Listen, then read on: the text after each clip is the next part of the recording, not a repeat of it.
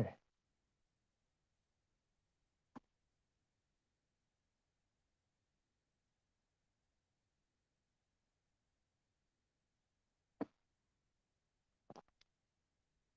Hotep Senuhena Senut iti. Hold on.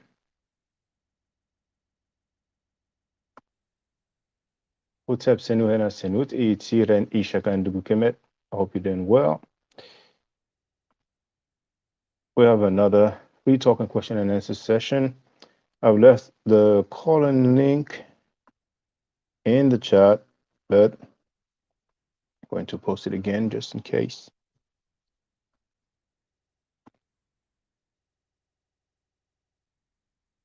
Now,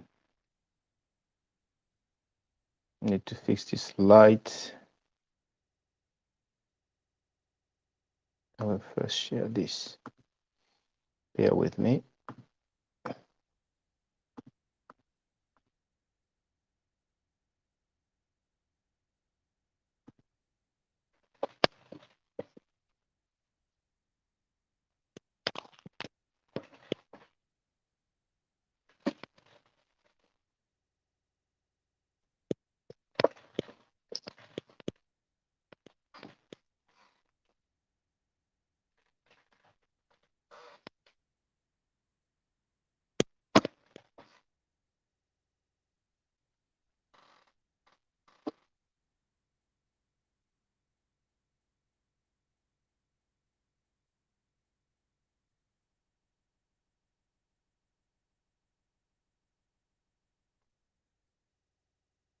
Okay, that's better.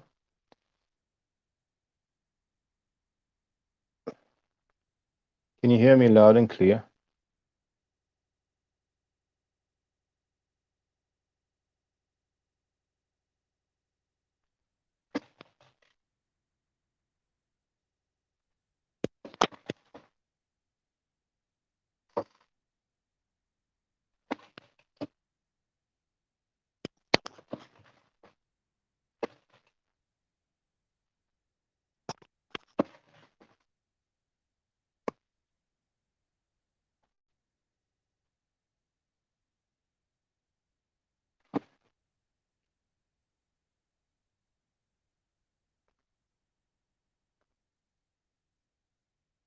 Oh, Anuket World Traveler, thank you. She wrote, yes, loud and clear. Beautiful. Well, brothers and sisters, feel free. Let's talk. Let's see what's up. I have to take the habit of looking up. I actually have the a device there that is recording, and of course, I have the computer. So I use a computer for anything that I share.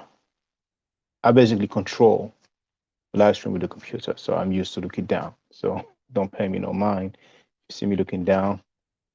I had to look at yesterday's live stream when the brother Mr. Sharp was talking. Sometimes I was just looking down a lot, but when I look down, I have the screen as well. So if you ever see me looking down, don't think that I'm annoyed or I'm not interested about what you're saying. It's not the case. I basically have two screens, the one there and the one there. So feel free, brothers and sisters, let me know what's up, what you would like to talk about, what you would like to ask about. Take advantage. Take advantage. Let me know what's popping. Let me know what's new. Feel free to ask your questions or make your comments.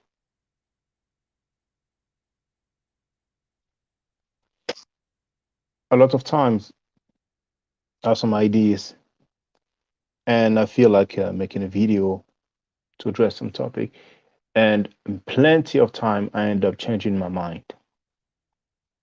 That's why, whenever I have an idea, whenever there's a topic that I want to touch on, so it's good for me to be available, basically not being at work or not driving, because sometimes I have it in mind or I write it down and I feel okay, I will address that later on. But once I have the time or once I get home, a lot of time I end up changing my mind.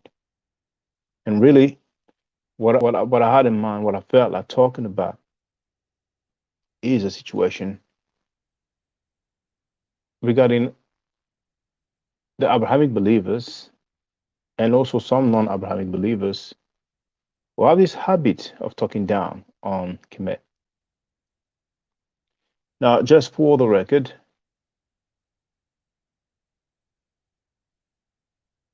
there is someone called Rabon who said that Kemet was dead.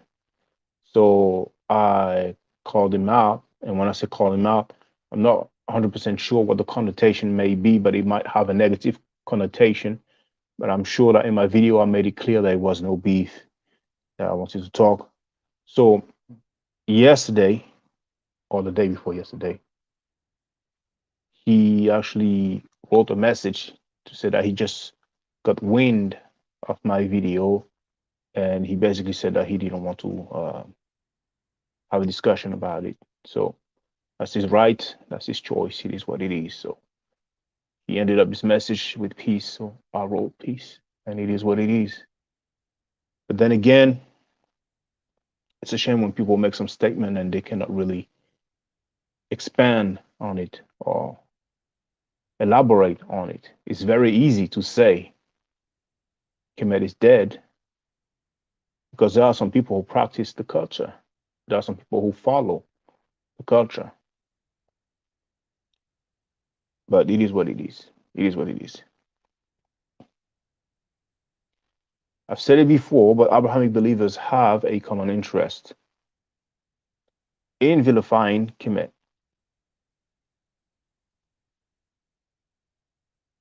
Finance is a factor. They've been making money, and I don't expect them to say, well, actually, the things that we will believe in, the things that we thought, the things that we shared, the things that we claim, well, actually, it is not necessarily factual. And there is a religion in itself, the belief in itself. There is a religious literature, and for the Abrahamic believers, there is some sort of consensus when it comes to ancient Kemet. I, I said ancient Kemet. I don't even like hearing ancient Kemet. I like to say ancient Egypt or Kemet.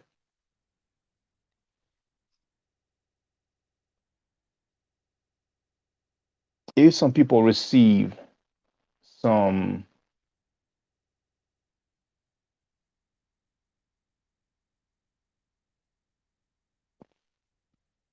gratification in any kind, whether it's money or other kind of advantages, they will not necessarily come out front and say it. What we need to do is to stay sharp, and we need to not fence ride. It's very important. Some people did fence ride, and ultimately they felt the heat. Advocate World Traveler wrote, have you had a chance to view Chief X channel? Really?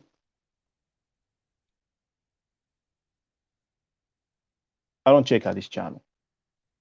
And sometimes I might look at someone's channel whenever he makes some statement that catches my attention. And I look at the videos and I look at the titles, and most of the time that's just enough for me. Sometimes, out of curiosity, I look at the video and I scroll through the video, really. I don't really look at the video, I scroll through the video, listen to a few seconds, and then go up a bit later on and listen to a few seconds. Particularly with people who make some consistent statement that just don't make sense at all. I mean, we all make mistakes. I made a mistake in my video, Kemet in my art, or introduction to Kemet. I did mention Suten. The term really is Nesu. And Egyptologists back then thought it was Suten. They did not know about the honorific inversion or honorific transposition. So, you know how the saying goes, nobody's perfect. See? So, it's not the only mistake I made in my life. When someone makes a mistake, when someone makes a mistake and it's not something, he's not willingly lying, it's not that bad. But some people are willingly giving out false information, knowing that it's false information, or they just make things up. But that individual, I mean, he's been very reckless. So I don't want to give him too much attention. So but hey, anybody's free to call in. So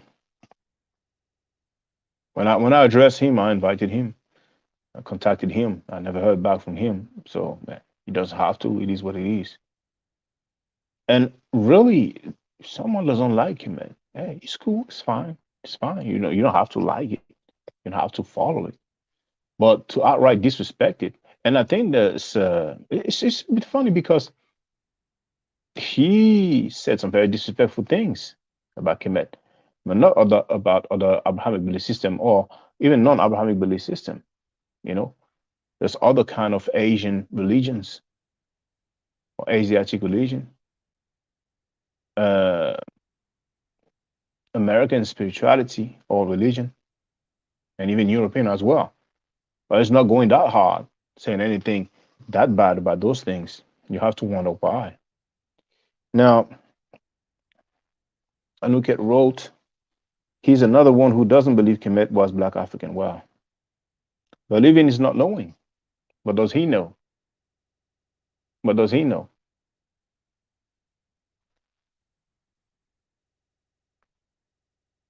Some people might have not seen that.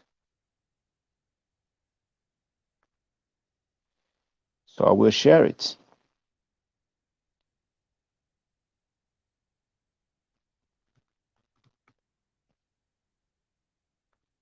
I'm going to show you one of the most famous king of Kemet.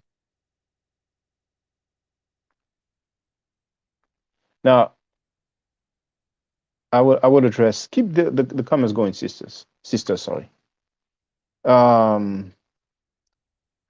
will show you one of the most famous ancient Egyptian king, ruler,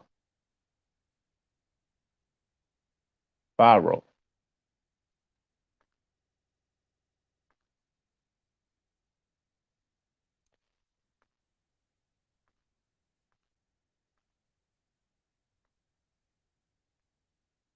So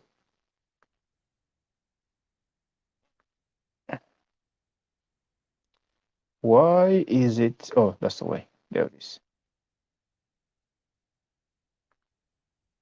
This is Amenhotep III. That's from the Louvre Museum, Paris, France. One of the most famous museums in the world. Just have a look at his phenotype. It's the father of Akhenaten. You see, it says number 9, the king Amenophis III. Amenophis is the Greek way. A more proper way is Amenhotep, or for those who take the classes, Imenhotep. According to the transliteration, it will be more like Imen. Amenhotep III. He is the father of Akhenaten. He is the grandfather of what you usually call King Tut, Tutankhamun or Tutankhamen, the living image of Amun or Imen. That's the 18th dynasty. That was during one of the period that was the most prosperous for Kemet. And there are plenty of other depictions. See? Now there's something that I have started, but there's only so much I can do. What will be, I'm looking for the,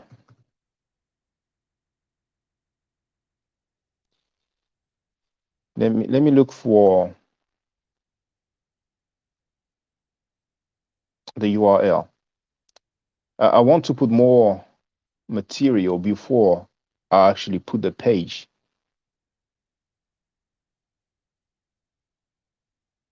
Okay, it's okay, never mind. I'll leave it. I'll leave it for now. I'll leave it for now.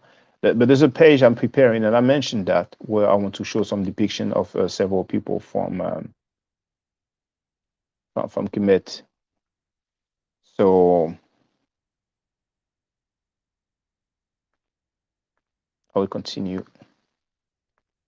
But we have plenty of depictions where we can clearly see that they were Black African. No denying, no doubt whatsoever.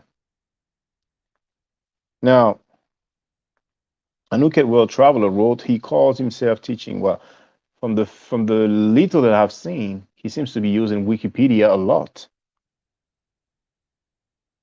And everybody can do that.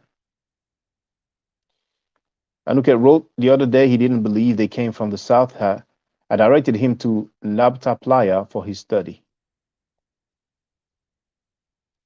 Well, even if they don't come from the south, we have their phenotype, and that's good enough. But it is what it is. It is what it is. All of a sudden, it seems that people um, are so concerned about Nubia. There was some conflict with Nubia, indeed, because it appears that there was some alliance with the Asiatics or Amu. And all the while, there was some slavery going on in the Sudan, in Nubia. I did not hear all those people.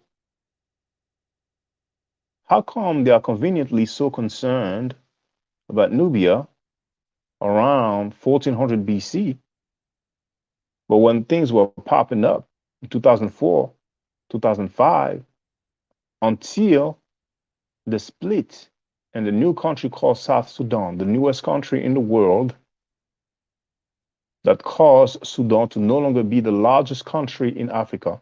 Now it is Algeria. They were not concerned with the Janjaweed going and raping little girls and enslaving them. There was a book called Slave by an author called Medu Neter, Nazer, if I'm not mistaken. I read it about a decade ago. I did not hear all those people were allegedly so concerned about Nubia. There is the Bakht Treaty between the Muslims and Nubia. And Nubia was to send 360 slaves every year to the Muslims. Now, some people with the slave mentality, even though they have a PhD, they call that being the victor. They call that having the leverage. And it's written in a book. I don't kid you. I'm not kidding you. So when it comes to that, we don't hear anything. But conveniently, for a strange reason, some people are concerned about the fate of the Nubians around 1400 BC. How strange. How strange. But it is what it is. I mean, at the end of the day, we can talk and we can disagree. What I lament is the strong disrespect. That's what I lament. You see, when I hollered at a PhD, that's because he was blatant. He came out with some blatant disrespect. He said, throw Kemet in the garbage can, throw my out in the trash can, throw I'm a rather slave making God away. I couldn't let that slide. So it was what it was. You understand what I'm saying? Now, besides that, there's the I can say it's false, but hey, some people will obviously disagree. But the false claim of the black Arabs, jet black Arabs, I dealt with that. The article is there on my website. You have the address at the bottom, just there. You add in /English, or if you want, once you get there on that page, you will have the navigation bar on the top left corner of the screen, and you can click on English, and then you scroll to the bottom of the page, and you will see color of the Arabs and Prophet Muhammad at the emergence of Islam. And you can click, and you will see that I quoted several hadith, Sahih hadith. But anyway, looks like maybe there was some connection issue because on the other screen it was frozen for a while. Well, actually, okay. Now, if there's any issue with the sound or the video, please let me know. Okay. As a matter of fact, yeah, it's frozen now, isn't it? Hopefully, it's just my end. But the sound is going on, even though it's frozen. The sound is going on. Okay. We have Rek Train who wrote, have you ever heard of the Dongola War when the Arabs tried to invade Nubia in 642 AD? That's probably around the time of the Bakht. That's probably around the time of the Bakht. But I have the quote. I have the quote somewhere, so I will look for it.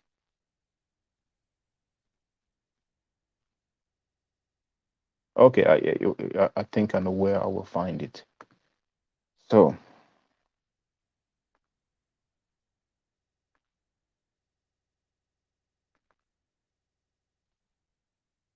there.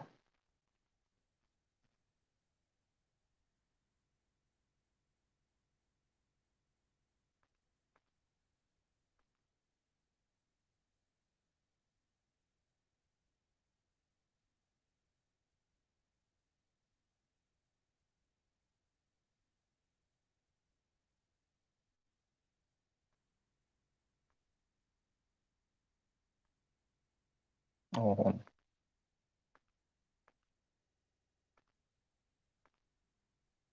651. Yeah, so you wrote 642. Yes. Um, the quote that I have from a PhD says that the backed agreement signed by both parties at the conclusion of the 651-652 battle. So I presume it's the end, the conclusion of the battle. Well, or unless there was some other battles before, but that's around the same time period.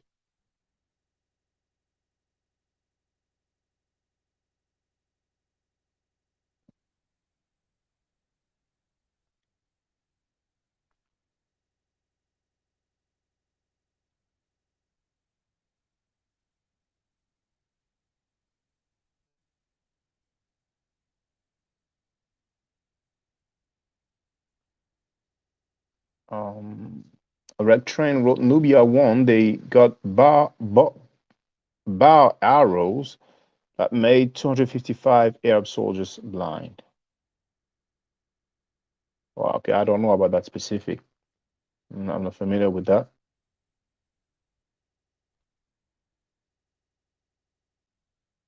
I don't know if we can say that Nubia won because they had to send 360 slaves every year.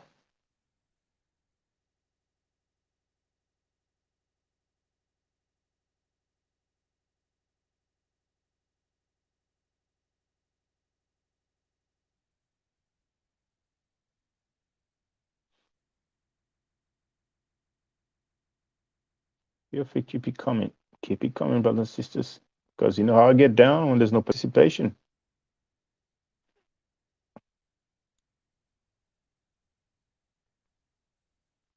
Anuket wrote, Nubians was infamous for their bow skills. Well, as a matter of fact, we say Nubia. The root of the word Nubia is Nub, which means gold in Medu Neter or Hieroglyphic in the ancient Egyptian language.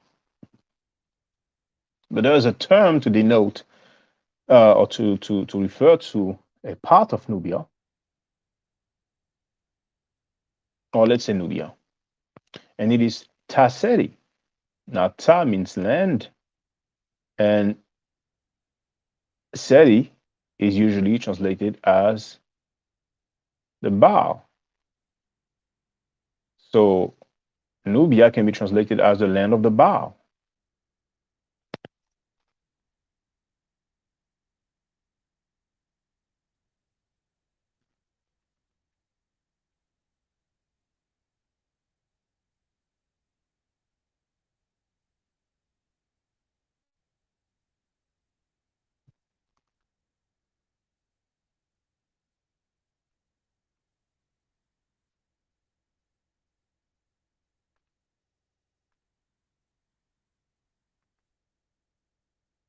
And Anuket wrote, yes, Ashwakwezi taught me that.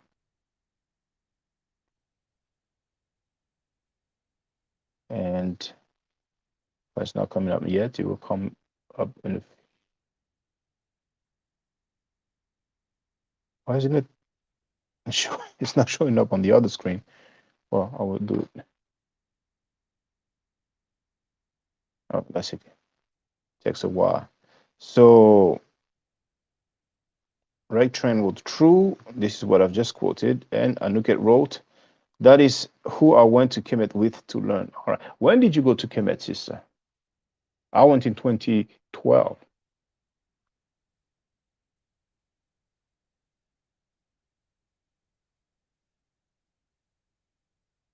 Next year is going to be 10 years. Next year is going to be a decade.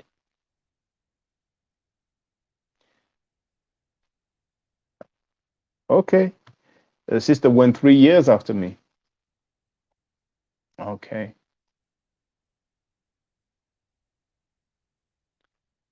Are you learning a little bit of Medu Neter? Why don't you call in, sister? You don't even have to show your face because I know people are shy. It'd be good to hear from you. You know, I mean, don't force yourself. You don't feel like it, but if you don't mind, then here's a calling link. You and any other person. Oh, Afro Asiatic has joined us. What's up, brother? Sister says, in the meantime, she says she wants to go again. I want to go again, actually. And I don't know about this summer, but lately, as everybody can see, there's been less attendance. So I don't want to say less interest. Now, however, it is true that when I go live, I just inform the people like 5 minutes, half an hour before. When in the past, I used to inform people hours before, or maybe even the day before, or a few days before. But hey, so many things going on. So I'm going through I'm going through a lot of learning, and I work full time, and I have family, 2 children. So there's only so much that I can do. And I don't mean to sound like I'm bragging or acting like I have superpowers, but a lot of people who teach, they don't work full time. Some of them don't work at all. I mean, besides what they do, when they teach, they do that for a living. It enables them to live. But the sister Nuki that's called, thank you very much. How you doing, sister? I'm fine. How are you? Can you hear me? Loud and clear, sister. Very, very, very loud and clear. Very clearly. How are you? Hotep Senet? Hotep. That's all I know. All right. Well, you know. Well, there it is. I've said Senet. Senet means sister. Sinette. Okay. Yes. And if you want to say brother, you say sen. Sen. All Yes. right. That's why at the beginning I say, well, I use the plural form, but at the beginning I say Hotep Senu. Senu is the plural of sen. And I say henna, which means with. I'm sorry, it means and. It also means with. Henna means and I say senut, and senut is the plural of senet. So I basically say Hotep brothers and sisters. Okay. So thank you for calling, sister. Thank you for calling. Yeah, no problem. Yeah, I went in 2015. It was my dream trip. Really, I wish I could have joined with Dr. Ben when he was going in his heyday, but I was a little bit too young. But I've always wanted to go ever since I was maybe 6 years old. So I finally got the opportunity to do it, at least with the student of Dr. Ben Ashwar. Hmm. And it was the trip of a lifetime. I really enjoyed it. I learned a lot, and I would like to do it again.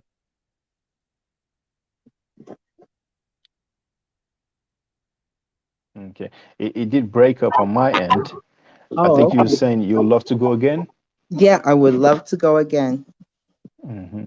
Yes, same with me. And you're probably aware that there's this new museum that will open soon. Yes, that's exactly why I want to go because unfortunately, when we went, they weren't allowing us to take photographs inside. So I didn't get to take any pictures.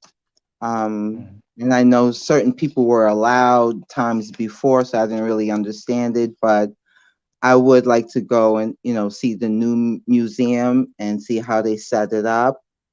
Mhm. Um, take my son It's this time. Oh, how old is your son? He just turned 17 last Monday. Okay, okay, okay. That's beautiful. And it's true that like many years ago, they used to allow people not only to take pictures but also to film, to take footage. But then for for a good while, we were not allowed to do any of that. So when I went in 2012, it was the same. We were not allowed to take pictures or to film in the Cairo Museum. And the same for the Valley of the Kings and the Valley of the Queens. And however, you might have heard me say that yesterday, but one of the brother who take the classes is actually in Kemet in Egypt, let's say, and now people are allowed to take pictures in the Cairo Museum. Oh, okay. Yeah, so now I don't know if they're allowed to film. I don't think so because I think you would have mentioned that to me. But people are allowed to take pictures now, and I expect that in the new museum, the Grand Egyptian Museum, which will be the largest museum in the world, or let's say the largest archaeological museum in the world, I expect we'll be able to film. It will be, I'm sorry, to take pictures at least. I don't know about filming, but it would be a bad look that the largest museum in the world, they don't allow you to take pictures in. It would be too bad of a publicity. Right. Exactly. You So, know. So I'm and excited to do it. I have a coworker who's Egyptian, and mhm, he's offered, to get some people when I arrive with my son, because I don't think I would do it Ashwa Kwezi again. I would just really probably venture just around Cairo, mhm, and show him the pyramids and Horn Market and the museum, mhm, some papyrus places, um, and then head back because it's kind of rough there, especially for women to travel alone. So he offered to, have a family member kind of guide me around, mhm. while I'm there, just for a day or two or three, maybe. That's a nice offer. Indeed, when you are abroad, it's good to have some local with you because you never know what can happen. And Yes. it's nice you mentioned that papyrus place because I recall that we went in a shop where they used to sell different type of art, and some of it was some painting on papyrus. So they actually, and you might have seen it as well. They showed us the process from getting the Yeah. reed and then how it Yeah. is cut and how it is. Well, I don't have the word right now, but it's like they press it down, put the leaves. Oh, you can I'm see it trying to now. show you, Okay, I'm trying to okay. show you my crown jewel, but I have to turn the phone around. Hopefully you could see it. Can you? Oh, all right. Tutankhamun. Yes. That was the reason You why. know what? Hold on. If you don't mind, sister, leave the. Okay, yes, that's it. I wanted. I want to take the. I want to make a screen print because it looks nice. So just leave it there. Okay, can you And see it and really and good? yes, just one moment. I'll take a screen print. So that will be the caption for. Hold on. Just like this. No, 1 second. 1 second. Yes. Thank you very much. Thank you very much. I Okay. will change. I will change the thumbnail of this video. Yeah, crop it because it's a little crooked. So let me change it now. It looks beautiful. That's my Did crown jewel. I Mhm, searched that papyrus place, and I'm looking around and I'm picking all these different papyrus I want to buy, and I just did a turnaround, and it was staring me in my face. And I said, everything that I wrote down, throw it away. I don't want it. This is what I wanted. I want it off the yeah. wall. I don't care how much it costs. Uh, that's mine. So I got it. Eh, yeah, and I felt the same way when I saw an Ankh. It was a black, and I don't know if the material was. I don't think it was ivory, but it was not like it. Well, it was not plastic. It was some sort of. stone-like material, smooth. But unfortunately, my son or my nephew, one of them broke it, you know. But I still got those three pyramids there,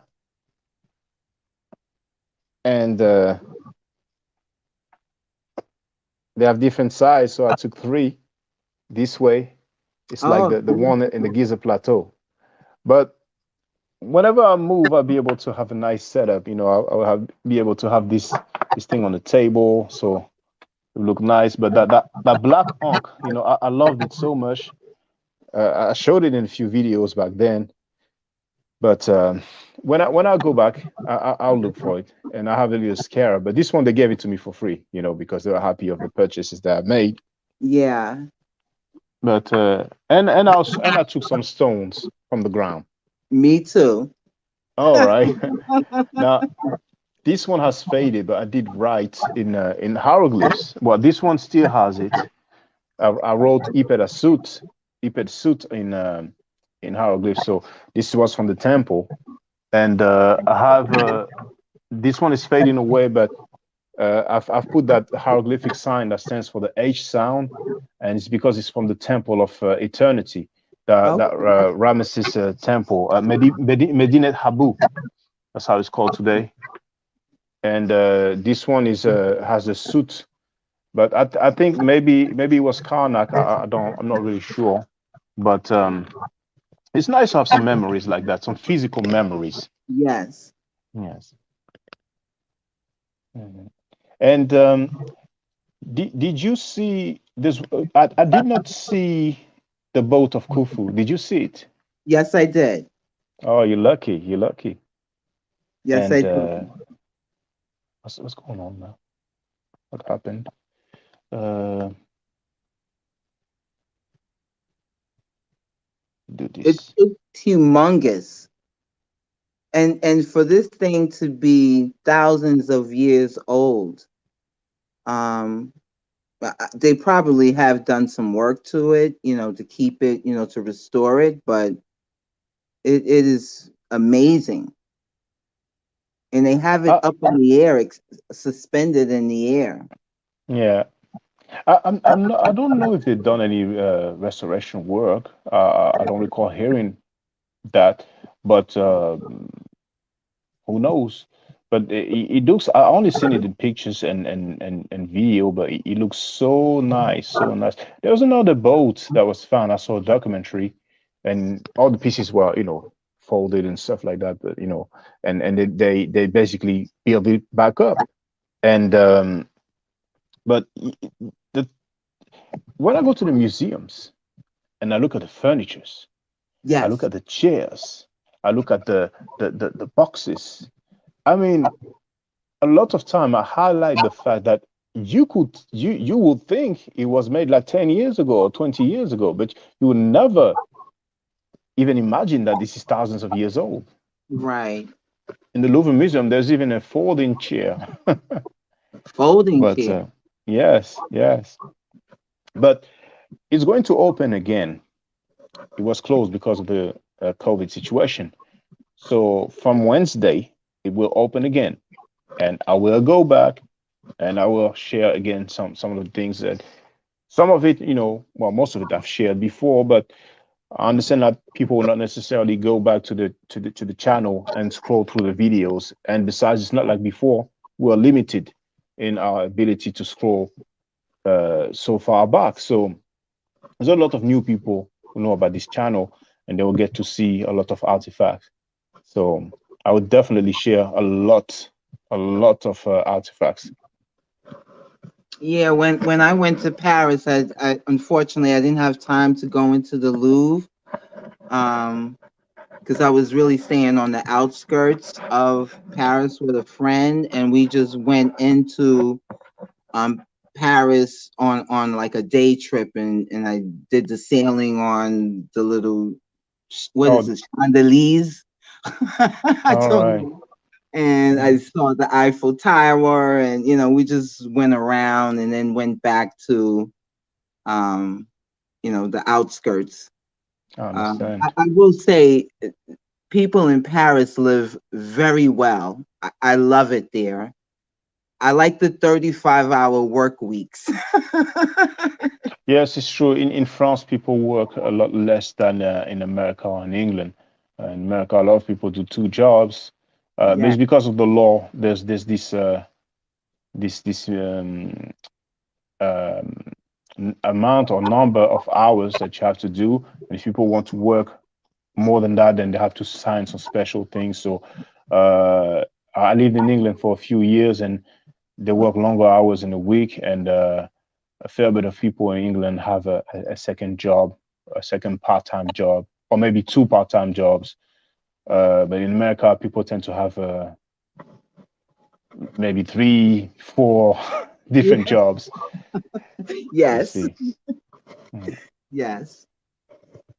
Um, yeah, so um, when you went to Kemet, did you climb into the Great Pyramid? No, I didn't climb. I went.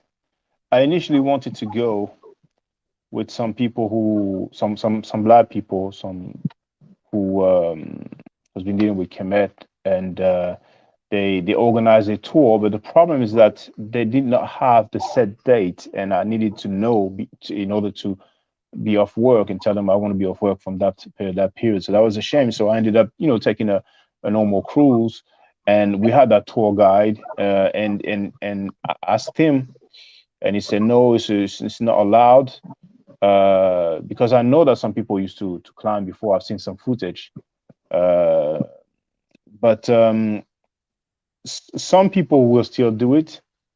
But no, I didn't climb. But you didn't climb, did you? Yes, I did climb. Did you go to the top?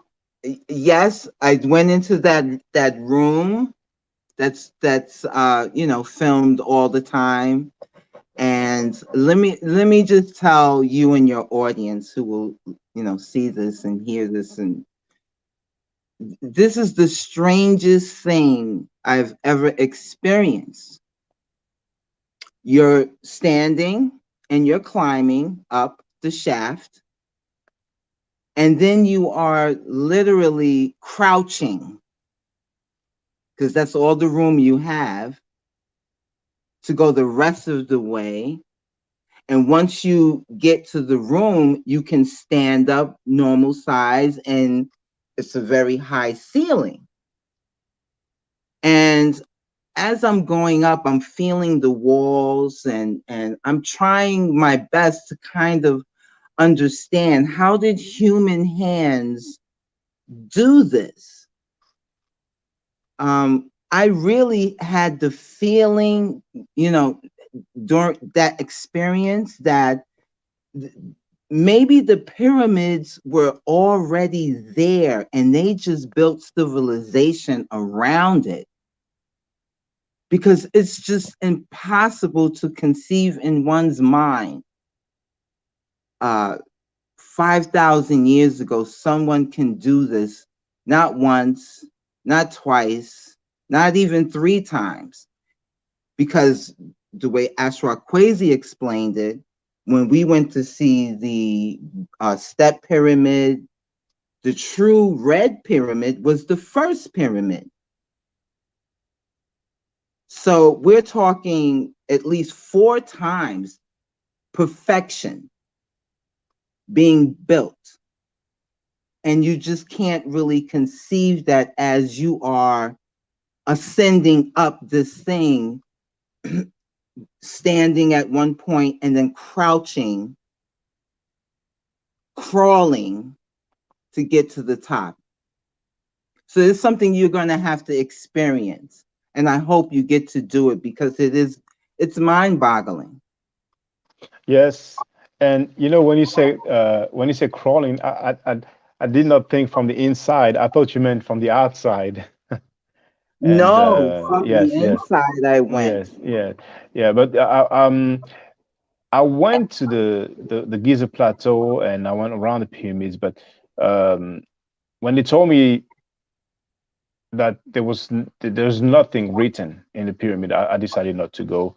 But the next time I will, just for the experience, because when I went, I was really about the architecture and the writing. So since Hmm. there's nothing written, I mean, there's some sort of graffiti. I saw some documentary somewhere where probably one of the builder or one of the people involved with the building, they wrote some a little thing, but we don't have like Medu Neter written just like in the hyper style hall and things like that. But definitely, I will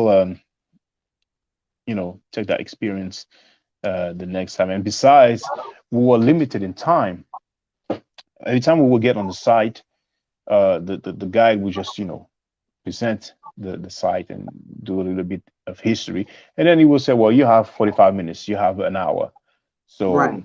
I was more focused about taking different shots, different pictures and different videos of the pyramids, and that's the reason why I decided not to go inside. But definitely, yes, I would love to go inside.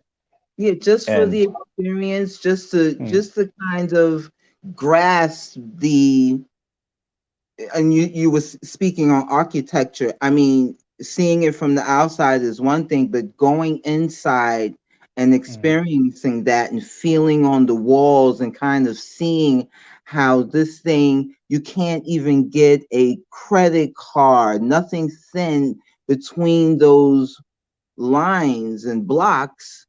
You have to kind of, it boggles your mind to even, how did they do this? mm, How did humans do this? yeah, it's a huge mystery, Yes. huge mystery. Yeah. And I remember seeing this lady. It's a French lady, white lady, and she's a historian. She spoke about the pyramids, and she was saying, well, when people say that it cannot be recreated, it's not true. It's just that we don't know how it was created. Well, maybe I can understand if people argue that there's not really an interest in recreating the Great Pyramid of Giza because it takes so many blocks and huge stones, and to build such a huge structure without people living inside, maybe there's not uh, the cost would be too much for something that they would not get money out of. But it has been said that there was an effort to try to build the Great Pyramid. Well, I'm not saying the Great Pyramid necessarily they wanted to have the same size, but they wanted to build one. And apparently they tried with the means of the time back in the day, and they would not succeed. So they tried with the machines, the modern machine, and they gave up. They gave up. Yes. But I guess the step pyramid and the red pyramid, and it shows us the evolution. But what is nice is that the Great Pyramid was the largest, or let's say the tallest, man-made structure. Uh, if I'm not mistaken, until they built the Eiffel Tower or something like that. But besides that, the way it was covered, uh, it was most likely shining, Yes. and at the top as well. I forgot if they used some gold at the apex, but the way we see it now is quite impressive. But the way it was back then, it was even something else, you know. Yes. Yes. And it's just fascinating. And you see, sister, what's crazy to me is that this great society that is so amazing, that was so organized, that has so much laws and principles about morals, that's the society, probably the society that is the most vilified by black people. That is true. And that's because of the Abrahamic belief systems. That is because of the Abrahamic religions.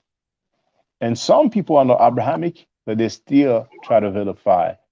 Kemet. And a lot of them do that out of jealousy because they can tell that there are so many things worthy of interest, solid, concrete proof and evidence that we can still see to this day.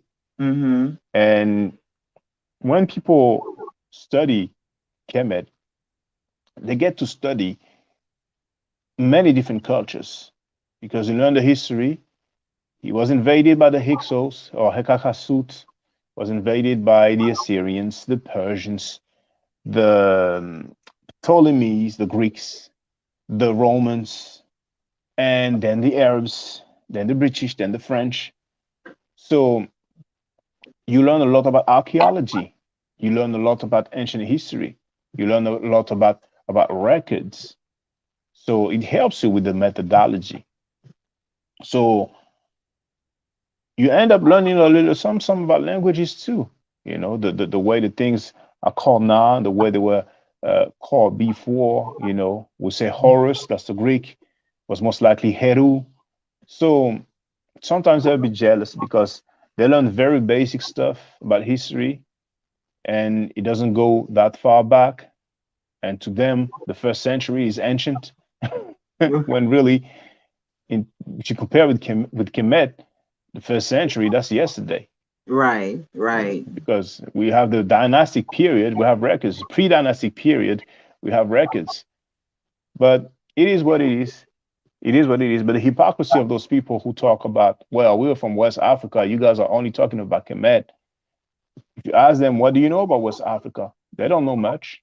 They don't study that culture, you know. But right. Exactly. for our brothers and sisters, there is the Maxims of Ptahotep. That's the English version. That's the French version. You can find the Wisdom of Ptahotep online.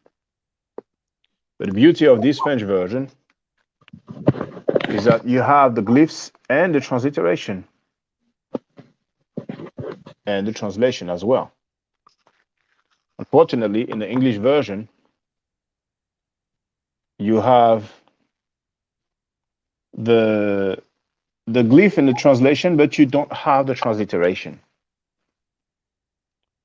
But that's fine with me because I'm familiar with the glyphs. But I encourage you, brothers and sisters, have a look at the wisdom of Ptahotep and understand this is 2000 BC.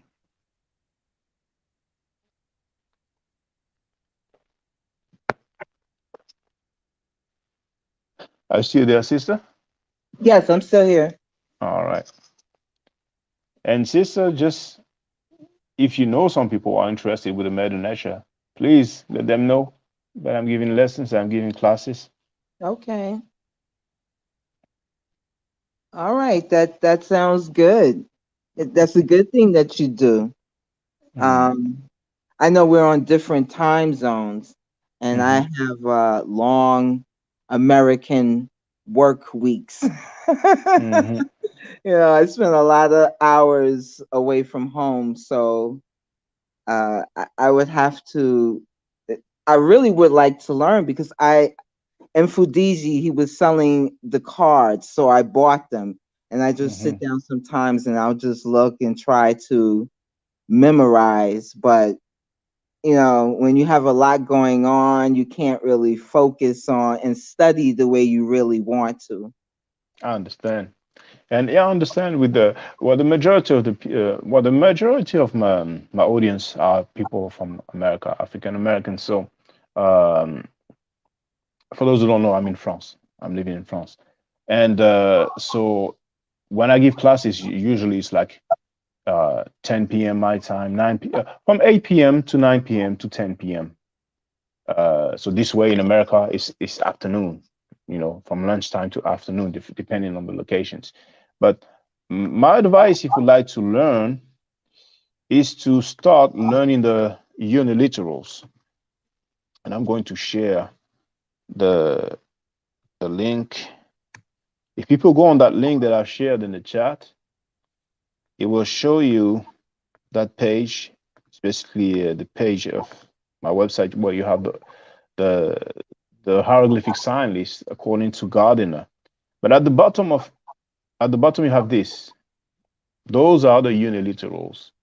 Those are glyphs that stand for one phonetic value or one sound. And when I give the classes, I start with this and I go through the sounds, learning those. If I knew, I will be so advanced now. I mean, I know a fair bit, but it's knowing those glyphs and their phonetic values enables you already to read names of people or different words. Some given names are written solely with those, but then you also have biliterals, triliterals, and so on. But this is the best thing. So if anybody wants to learn the Medu Neter, my advice is learn those glyphs by heart and their phonetic values. It will be so easy later on. Now, let me put back the previous screen. Now we have divine, hold on. Um, Divine's Bow and Arrow 5D who wrote greetings, interested in online classes of the Medu Neter. Well, whoever is interested, I'm typing my email address as it shows on the flyer.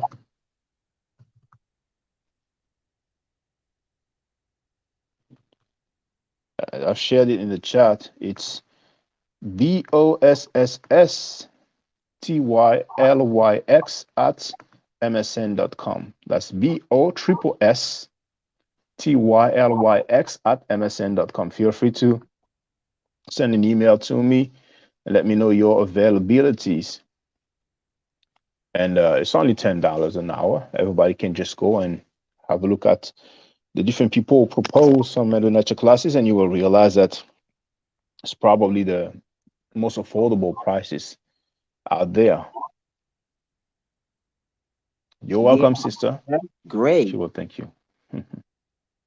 But learning a different language, learning a foreign language can be challenging.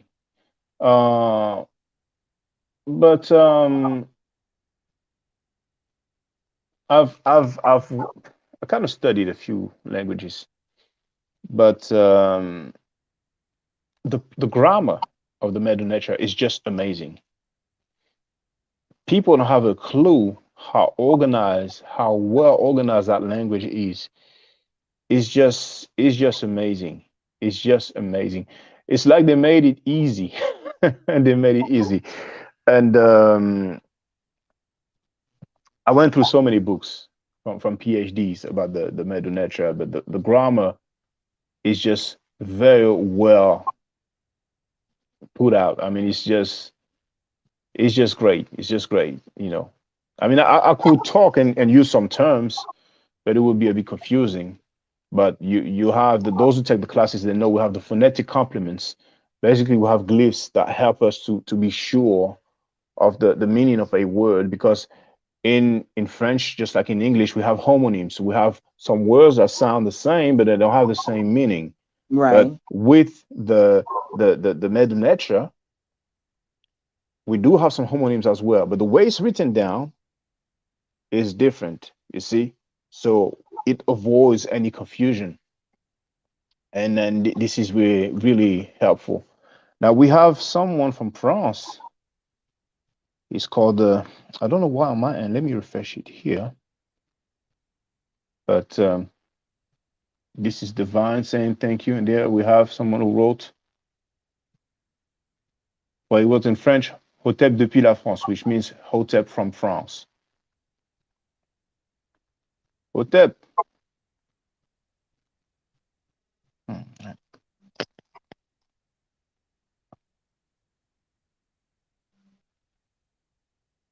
But are you still there, sister? Yes. Yeah, I wanted to ask you a question Yes, feel um, free. about the language. Are you in the belief that Champollion actually deciphered the hieroglyphs truly. I mean, with the Rosetta Stone. I mean, because there Mm. has been some debate on that of in the recent past, which was kind of convincing for a lot of people who actually watched it. Um, what, what is your what, thoughts on that? okay. Just before I answer, when you say watch it, what are you talking about? Are you talking about, Well, w- SETI and Young Pharaoh had done okay, something. I know yes, okay, the okay. gentleman who wrote some books, he has made some claims that it wasn't Walter Walter Williams, Williams. yes. Yeah. Okay, okay. Now, for the record, a book was written to refute the claims of Walter Williams. Now, I have not read it, but it's available on Amazon. I think the title is "Has the Medu Neter Been Deciphered? A Rebuttal to Walter Williams." Now, when it comes to Young Pharaoh and Seti, I've said it a few times before because those two brothers have quite a large audience, and those two brothers have said that the Medu Neter has not been deciphered, and I disagree with that. I feel like he has been deciphered indeed. Not as if Champollion was such a genius that he came up with a way to crack the code, but it is because the Rosetta Stone, and I know I'm repeating myself for some, but others are not aware that the Rosetta Stone has the same text written in three different scripts: Hmm. the Greek, the Demotic, if I'm not mistaken, because sometimes Demotic and Hieratic is kind of used interchangeably. But the Demotic and the Medu Neter, or the classical Medu Neter, as I like to say. Um, so the language is the same when it's Demotic and Medu Neter. It's the same language, but the script is different. Okay, just like you can write Arabic with the Roman script or with the Arabic script. And Champollion had studied the Coptic language, which is the latest phase or the latest stage of the Medu Neter. Once he had his hands on the Rosetta Stone, he could see the Chenu or the cartouche. And most people know already that inside of a cartouche you have the name of a king. Right. That's what enables him to make a correspondence between the letters inside of the Chenu on the Greek part of the Rosetta Stone or the Greek text of the Rosetta Stone. Greek is a language that was known. And he could work out what the glyphs actually, what was the phonetic values for the glyphs written in the hieroglyphic part. You see, for a long time, people did not really think that the glyphs had a phonetic value. They thought that it just meant something. So he guessed correctly. And for the record, and just to take it further, for example, I'm not familiar with Greek, but you have the reed plant that stands for the phonetic value E. It's transliterated with an I or a J. And you have the name of Ptolemy, you have the name of Cleopatra, you have the name of Alexander. They are written in glyphs in Medu Neter, you see, because we have the phonetic values. So you can write about any names, even though there are some sounds that we will not find in the Medu Neter. Just like, for example, in Arabic, there's no such thing as the P. So an Arab will not say Paris, he will say Baris. Now he can say Paris if he's taught that sound, but it is not a sound the P is not a sound that is used in the Arabic language. Oh, okay. Now, For the record, the Rosetta Stone is not the only artifact where you have the Greek and the Medu Neter, you see.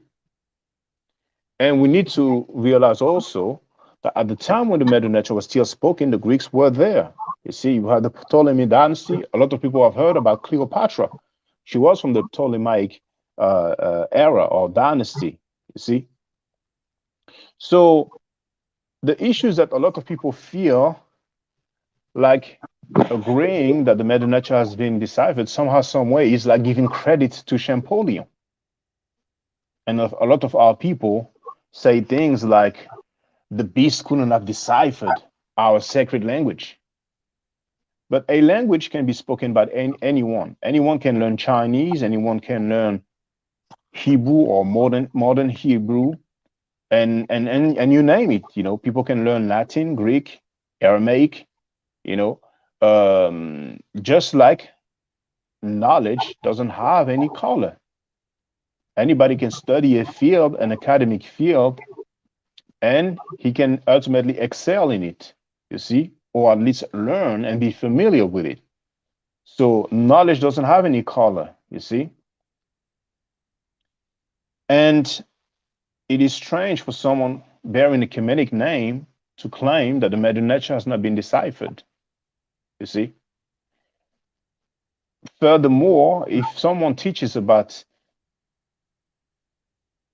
the story or history of Kemet, what is it based on? Isn't it based on the Kemetic text?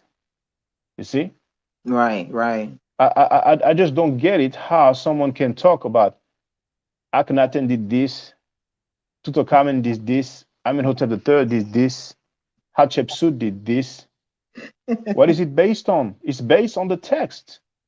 And those texts are in the Medu Neter. So I'm not trying to throw shots, but this premise that the Medu Neter has not been deciphered or that we don't know the language is definitely wrong.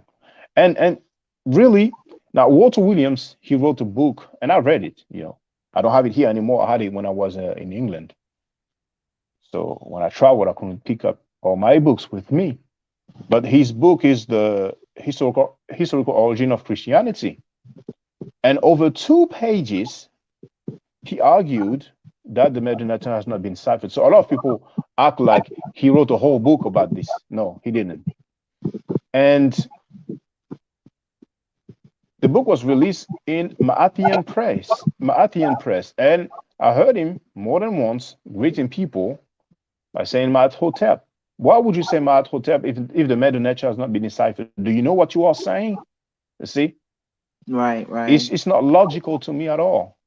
But in summary, what Walter Williams was saying is that we were not there back then, so we cannot know what they meant. Walter Williams has made a lot of claims that are strange, and I'm being diplomatic right now. But it's not an issue of, I mean, we speak those European language with this European script. Can they tell me? And I asked one brother once, and that was years ago though, when I used to do the radio show, radio broadcast on Blog Talk Radio, like most of us did. That was way before the live streams. Can they tell us what the letter A means? Who came up with it? What it meant? What it represented? Same for B, C. We know those letters. We know their phonetic value. But can someone tell me what it was initially? You see, Right. those glyphs have phonetic values, and the phonetic values make up words. You see, if we assume that Walter Williams, Sarasutin Seti, and Young Pharaoh are right, it means that all the Egyptologists in the world, all the PhDs in the world are wrong. So those guys study for like 9 years, 10 years to earn their doctorate degree, and they are all wrong. Ashokwezi, if you read some Medu Neter, I purchased a few of his DVDs, Mm-hmm. you know. So is he wrong as well? Ashokwezi, He raised up Sarasut and Seti. Seti said it himself. Seti went 3 times to Kemet with Ashwakwezi. Yep. We Seti said that whenever Ashwakwezi reads from the temples, the different Medu Neter that is wrong, I don't think he will say that. Now maybe he will say it now, but back then he wasn't saying it. And besides, there is a video of Seti that was online on YouTube. I think it was either after the debate with Alim Bey or after the debate with Nassi Yashuvel. Now, I'm not sure if I pronounced his name correctly, and if I didn't, it wasn't on purpose. But there was a question and answer session, and someone asked Seti, do you speak of the Medu Neter or do you know the Medu Neter? One of the two. The question was like one of the two. And Seti answered, I know bits and pieces of it. And I'm sure some people have seen that video. So then he knew bits and pieces of it, and now it hasn't been deciphered. It's not logical. You see.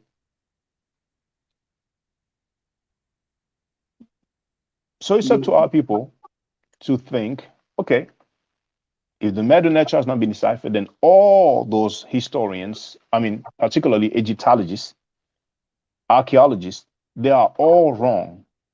And it's not just American ones. People who study the field of Egyptology, it's all around the world. So they are all wrong. I doubt that.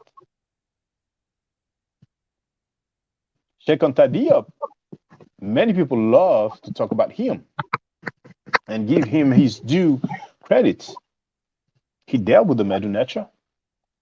And Theophilo Benga, who accompanied Job in the 1974 UNESCO symposium, he deals with the Medu Neter. He's a linguist.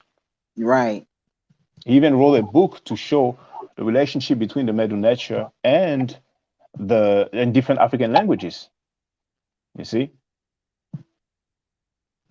So if they want to say that Theophilo Benga, who is a giant when it comes to history and linguistics, they want to say that he is wrong, they can be my guest. You see?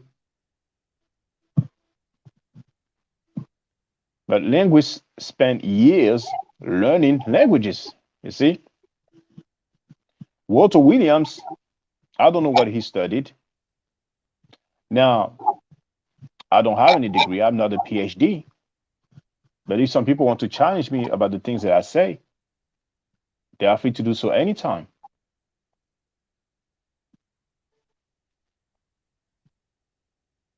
No, I don't think it would be a challenge because you make a great deal of poignant points as far as not just the Rosetta Stone being the only way for Champollion or anyone to really study. I mean, people have picked up the mantle behind him and also studied. So I don't think that it's much to debate as far as that is concerned. Do you think that, I mean, because we're talking about a history that's 5,000 years in the making, do you believe that the early writings are maybe a little different than the later writings, let's say in the 18th dynasty, compared to the earlier dynasties? Do you think that it changed much, or do they know really if the things that they say these words are actually are from the earlier period? I don't know if I Well, even said that correctly, but no, I get the idea of your question. I get the main point of your question. Um, when people, well, most of the time when we learn the Medu Neter, we learn the what is called the Middle Egyptian. And one guy that is often quoted is James P. Allen, and his book is called Middle Egyptian. Now, the title is a bit longer, but it starts by Middle Egyptian. We have the Old Egyptian, we have the Middle Egyptian, and then we have late Egyptian, and we will have the Demotic, Hieratic, and then finally the Coptic. So the Middle Egyptian is like, for lack of better words, the golden era of writing, or maybe the time period for which we have the most writing. The glyphs have not changed. The glyphs remain the same.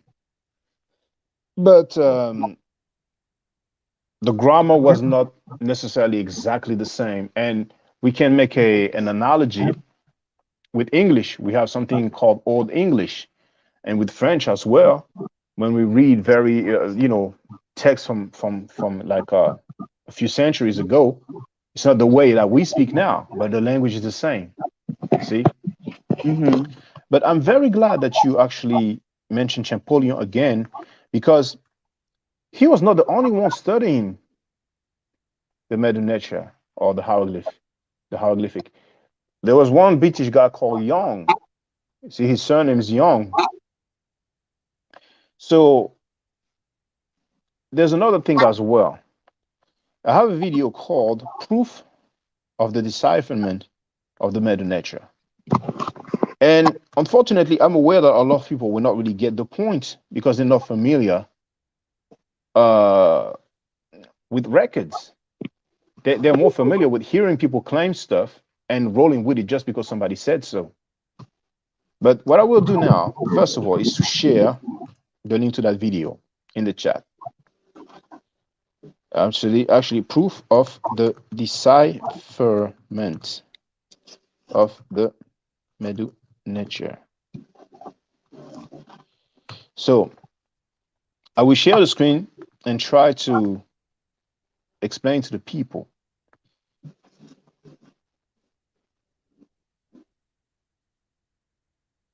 Okay, so let me do this. Okay, so what's going on here?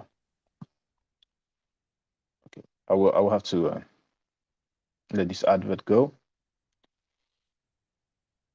Okay, so what's going on here? This is the Louvre Museum, Paris, France. Okay, and this is an artifact where we have the name of the King Alexander written in hieroglyphs.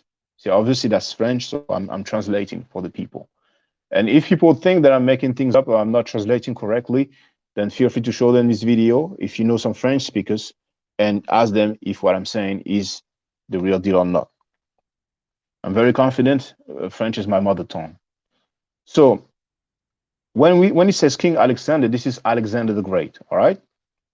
And here it says vers 330 avant Jésus-Christ, which means around or circa 330 before Jesus Christ, or BC. AV dot, that's like BC, okay? It's a short for avant, which means before. JC, of course, Jesus Christ. Basalt, that's the material, the actual material itself. Now, when it comes to the Rosetta Stone, I'm going to type to give you the actual date, but I think it's 1799 that it was found. So, yes, 1799. It was discovered by a Frenchman named Bouchard or Boussard in August 1799. And people can go on any search engine and type in Rosetta Stone, and you will see that it was discovered more or less in the 1800. All right. So that being said, we have this artifact there dated 330 BC. So that's more than 1,000 years before the Rosetta Stone was found. All right. Now, actually, if we make the calculation, how long is it before the Rosetta Stone was found? 2,000 years, right? Do you agree? Yeah, I agree. All right. So 2,000 years before the Rosetta Stone was found, we have this artifact. Now, I will show you the artifact itself. There it is. I will go back to this. This is the breakdown of the symbols that we see. That's the artifact right there. 2,000 years before the Rosetta Stone. Now, this is the virtue that stands for the sound A. I'm sorry, for the sound A, the phonetic value A. That's the lion. The phonetic value is really R initially. This is Ru. The phonetic value is R, but later on, it kind of was used for the sound L. This is the basket with the handle. That's the sound K, like a K, transitive with the K. This is the door bolt. This is the sound S. This is the reed plant, the reed leaf. That's the phonetic value E. This is the ripple of water or water wave. That's the phonetic value N. This is the hand. It's the phonetic value D, D. This is the mouth, phonetic value R. And once again, the door bolt, the same as here, the phonetic value S. So if we read all of this, now it's written from right to left, okay? It can be, the Medu Neter can be read and written from left to right and right to left, but most of the time it was from right to left. That's Alksenders.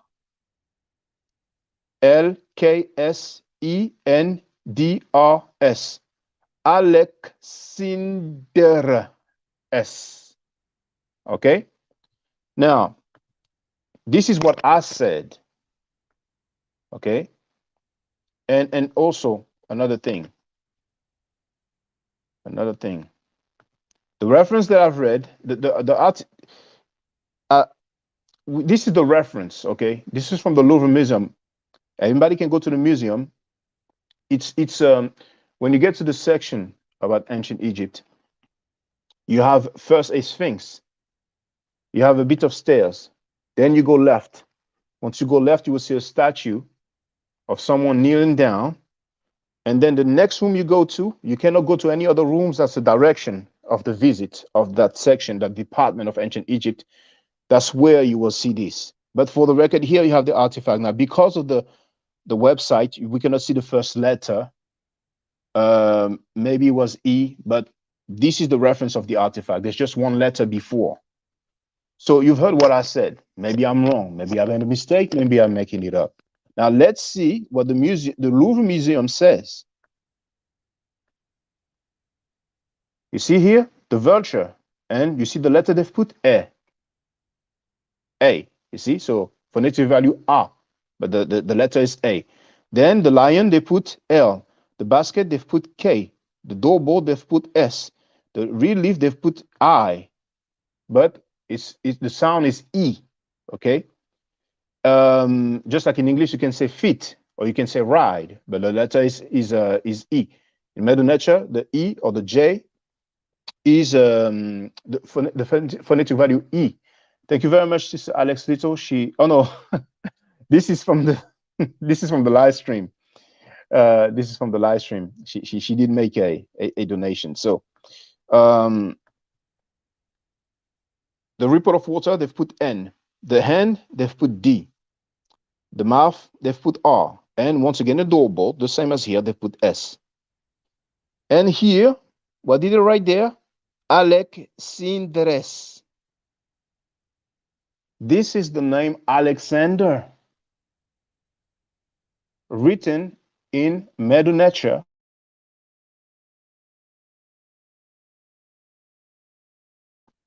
Okay. Alexander in Greek, it was most likely something like Alexandres or Alexandros. Now, I was a bit long-winded, and I'm sorry about this. But the main point is, how come 2,000 years before the Rosetta Stone was found, we have some glyphs that spell the name of Alexander, and it actually matches with the phonetic values of the glyphs that we know after it was worked out, thanks to the Rosetta Stone. Could this be a coincidence, Let's presume that the Greeks did not know the Medu Neter, they did not understand it, and they were just trying to copy and act like they knew the language. Like let's say someone writes some letters that look like Arabic letters, or let's say he goes to the alphabet, for lack of a better word, of Arabic or the Arabic letters. He knows how to write them, and he just writes some things, and he just claims this is what I wrote. And whoever doesn't know Arabic, we have no choice but to give him the benefit of the doubt. You Right. see, the people who know Arabic, they'll say, "Oh, that's not a word." When I went to Kemet, what was amusing to me is that a lot of shops, they have glyphs as decoration. Those glyphs don't spell any word.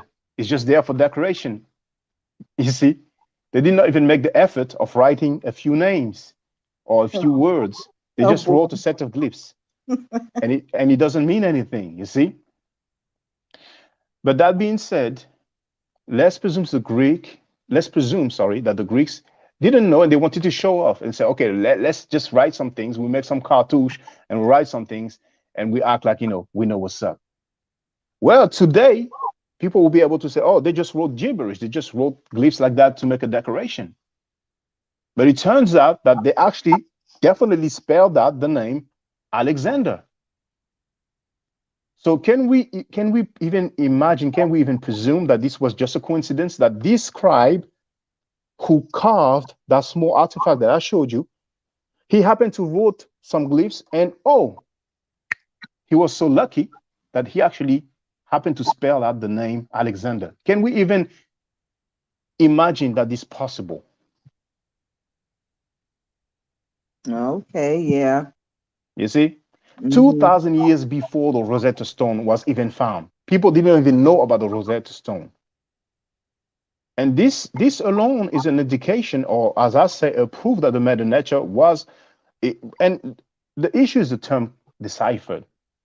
That's the issue that a lot of people have a problem with, because a lot of our people don't want to give credit to Caucasians for anything, and to say that the Medu Neter has been deciphered to them is like giving credit to Champollion, even though he was not the only one studying the Medu Neter. He was just lucky to come across this piece of artifact that had the same text with two languages, three different scripts, and one of those languages people knew very well, which is obviously the Greek.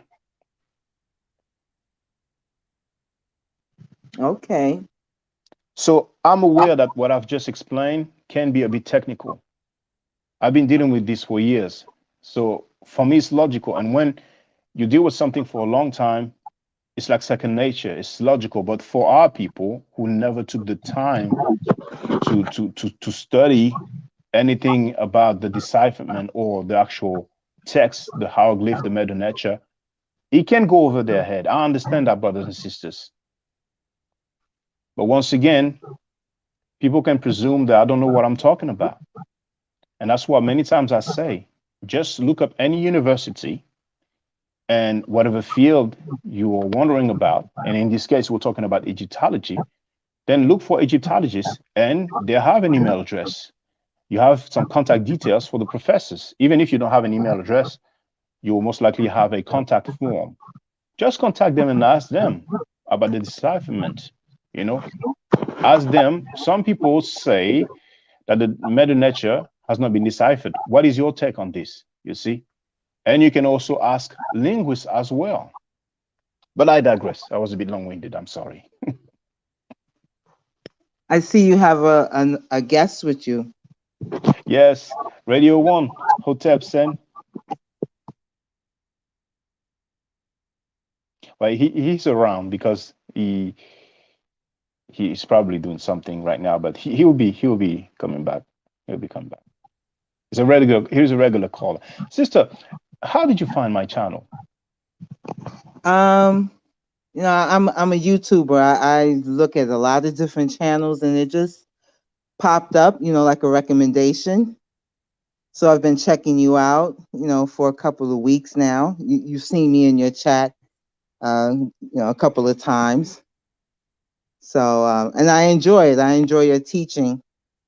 Um, it's official, Mm. because I've been around this like my whole life. Like I said, from 6 years old, I practically just fell in love with Kemet. I always wanted to go. So anything related to it, I'm listening, just absorbing information. So it was just a recommendation. That's how I found you. All right. And just before I let our brother Radio One speak, sister, have you had a chance to see the video called Kemet Ma'at? You were breaking. I'm Okay. getting a call. I don't know if you can hear me. I'm gonna have to Yeah, drop I out can and hear come the back. call. Okay. All right. Well, All right. feel free to. Yes. Okay. Um. Well, brother Radio One, welcome. How you doing? Oh yes, yes, brother. Can you hear me? Loud and clear, brother. Oh yes, I'm good. I'm good. Hotep, hotep. Hotep sen. Yeah, I was listening in and just wanted to touch on the fact. Um, tell the sister that these guys such as Sarah Seti, Young Pharaoh, all these guys on YouTube, they're nobody special. Okay, because they, I mean, Be diplomatic. I mean, you starting. yeah, but I'm being truthful though. I'm being truthful. Because Okay, you know because the thing, just before you continue, I will, of course, I will let you speak and share whatever, whatever you feel like saying, however you feel like saying it. But brother Southwood said he's been representing. I mean, he goes a little while back in 2008. He was really representing and under attack by many other people, many different people. And the main disagreement that I have with him is the claim that the Medu Neter has not been deciphered, but he's been representing for Kemet and Africa. But go ahead, brother. Go ahead. yes, what I'm saying is, they don't have that merit of being in the field, for studying the Medu Neter and studying archaeological artifacts, and they pretty much, they they're really no different from the people that listen to them, because they, I mean, a lot of them, they do nothing more but just sit in their bedroom, read books and read on other people's work. Okay, but you rarely see them out there doing their own work. So I'm saying, like, if somebody's going to refute the Medu Neter, at least listen to someone who's out there doing the field work, and producing their own work. But as far as I'm concerned, you know there there there's no disagreement. There's really nobody out there that's challenging if the Medu Neter has been deciphered or not. These guys, instead of telling you what the words mean, saying that no, this word don't mean that. It actually means this. They just say they denounce it all. They just say that it's not true. And because of their own lack of study and lack of research, their only conclusion is, oh, it's not true. But they can't give you anything else. So, and I will tell the sister, do your own research, because listen to these guys, you'll lose some brain cells, and you'll come to find out that you know more than them. I mean, just being honest, And I was debating someone from the Mossy Warrior clan, and I had a discussion with him about the the ancient records of Egypt written by James Henry Breasted, and he was telling me, like, what are you reading from James Henry Breasted for? And he was like, you should be checking on my books. I was like, well, who are you? Where is your work? Where is your proof that you've been to Egypt and you've been studying hieroglyphics? In your work. And I checked out his work, and it's just a bunch of little cheap books. That's a bunch of non-official stuff. And just it didn't make any sense. And he showed no proof that he been to Egypt, and when you look at James Harry Breasted and people like that, you see pictures of them in Egypt with big sheets of paper making copies of the hieroglyphics, and putting in the work. So these guys, they're overrated, and they should stay in their lane, and I listen to them, and I mean, when I do listen to them, I just I they're I just find something wrong with their teachings, and I can't, and because of this, I don't listen to them. I don't listen to them that long, I mean, it's because I lose brain cells. So I say the best research is your own research, but really these guys are I mean, they're no different from any, small time YouTubers. I mean, they never show any work of them, out there. I mean, taking a trip to Egypt, that's one thing, but going to Egypt and studying, that's another thing. Some of them may have been to Egypt, but they never show any proof of them in Egypt studying. They just go to Egypt and they walk around, and take pictures. That's not studying. I mean, that's just going to Egypt. And yeah, but I just wanted to say that,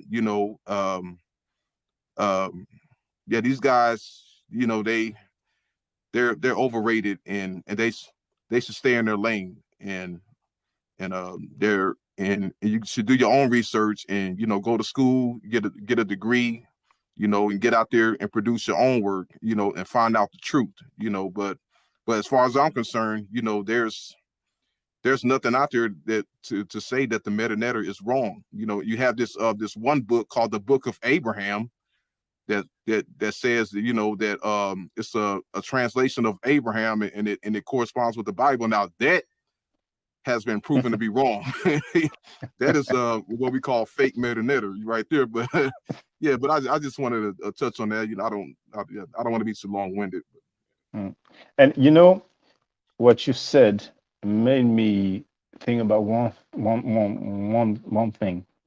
Made me think about one thing. Historians sometimes disagree on some topics, some issues, which is normal. We don't have an absolute consensus in any discipline. Doctors don't necessarily agree in the medical field on every single thing. They most likely agree with the main issues, practices, and standards, but then into specifics, they will not share the same views. There's nobody on this planet that agrees with everything, unless maybe you have a slave-master relationship. I mean, master/slave relationship. The slave most likely would agree with everything the master says. Now, brothers and sisters, don't you find it a bit strange that we don't have, well, not to my knowledge, and if it's the case, please enlighten me. We don't have any linguists, or let's say we don't have any PhD. And when I say PhD, that's because it's the highest academic level that one can reach.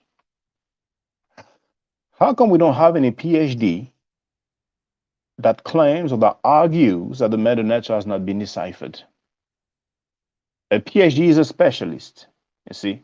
Now, some people think that Walter Williams is a PhD because he's called Dr. Walter Williams. I'm not aware of him earning any PhD. And if he hasn't, please let me know. See, I'm not aware of it. See, if somebody can tell me, then please do so. But don't you find it strange, brothers and sisters, that there's no PhD that says or that argues that the Medu Neter has not been deciphered? Isn't it a bit strange? I mean, we probably have hundreds of PhDs. I don't want to say thousands, but we probably have about 100 PhDs who have specialized in Egyptology. And we have, let's say, 3 people with some influence that claims that the Medu Neter has not been deciphered. How come we don't have even one specialist, one doctor, someone who holds a doctorate degree, that argues or says or claims that the Medu Neter has not been deciphered?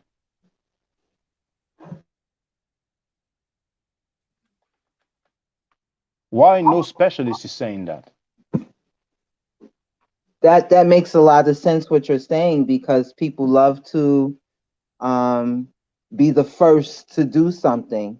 And if it's something that they can prove or disprove, surely they would step forward after all these years of study. So you're absolutely correct in that analysis. Yeah, yeah, and also I want to add on too, like, you know, like, I don't see how someone can sit up there all day and listen to, people like Sarah Seti, and I mean, because I tried, but all you hear is a bunch of FUCK, nigga this, nigga that, it's like, man, people trying to learn, and that language is uncalled for. And that's why, I stopped listening to that for a while, because you lose brain cells, and some people just, they get all in the hype, but they really don't pay attention to what he is saying. They just being entertained, and how can you, listen to that language, and not only that, how you going to believe somebody who talks like that, you know? And it's crazy, man. I mean, it's He wasn't it's really always crazy. that way. I will say he wasn't always that way. He's been around a long time, as Shaka said, earlier, he was raised by Ashwakwezi. He went 3 times. He's been in this arena about Kemet. That has been his love, to teach. But he hasn't always been the Seti you see today. He was a lot calmer in his youth, I would say. Now I don't know. I would like to say he's on a different mission. Maybe he's trying to get to the youth of today and the way they dialogue with each other. So, I've heard him say that before. But he wasn't always the Seti you see today. Mm. Yeah, yeah, definitely. I definitely agree with that. And I highly admire Oswald Kwesi, because he is the reason why I got into this, study. Because he was like really one of the first ones that I heard, teaching about Kemet, and teaching how the Bible stole the stories from Kemet, and but yeah, I mean, I guess, when he because later on, he went his own way, and I guess when he got away from that influence from Oswald Kwesi, he started changing his language, and getting off into what he called, gang RBG, what they call them, gang banger revolution, something like that, and it just, and then after that, it just turned to a bunch of craziness, He also studied really with Ashwa Kwesi's teacher, Dr. Ben. Um, so a lot of the information he got firsthand from Dr. Ben. And I remember seeing a video Dr. Ben did also saying that the Medu Neter really hasn't been deciphered. He said that people were speaking gibberish. And he again, um that I understand, Shaka really did present information that it wasn't just Sean Pelion, it was other people. And he also showed that, 2,000 years before the Rosetta Stone, um, these things. But, Dr. Ben revered in the conscious community, people who studied Kemet really got their love of it from Dr. Ben. I know I did. I mentioned earlier that I really wish I could have went to Kemet with Dr. Ben, but I did go with Ashwa Kwesi. Um, that's where I got my love from it, just seeing his videos and the things how he broke it down. Um, so Okay. you So know, you actually, I'm hmm, sorry. I'm sorry. so you actually went on a trip? Yes, I did go to Oh, Kemet okay. with Ashwar Kwesi, and I like to put it in the year in which I learned it through him, 6255, which was Hmm. 2015. Okay. Oh, cool, cool. And So I would like to if you say a have an couple. opportunity to do it, he's really worth going with. You learn a lot Hmm. with him. Oh, okay. Yeah, I'm definitely I, going to do it. mm, and I would like to say to well, a couple of things really. Regarding the date, Sheikh Anta Diop, there's this book, African Origin of Civilization, Myth or Reality, which is a English translation of a larger work called in French Nation d'Agriculture. So I don't really, I've read that English version, but I don't recall if the date is mentioned, but there is the earliest recorded date in history, um, which is something like 4000 BC. So that's the reason why you hear some people now saying, we're in the year 6000 and so and so. Uh, that recorded date must have been like 200 years ago. I'm sorry. Uh, at no, I'm sorry. I made a mistake.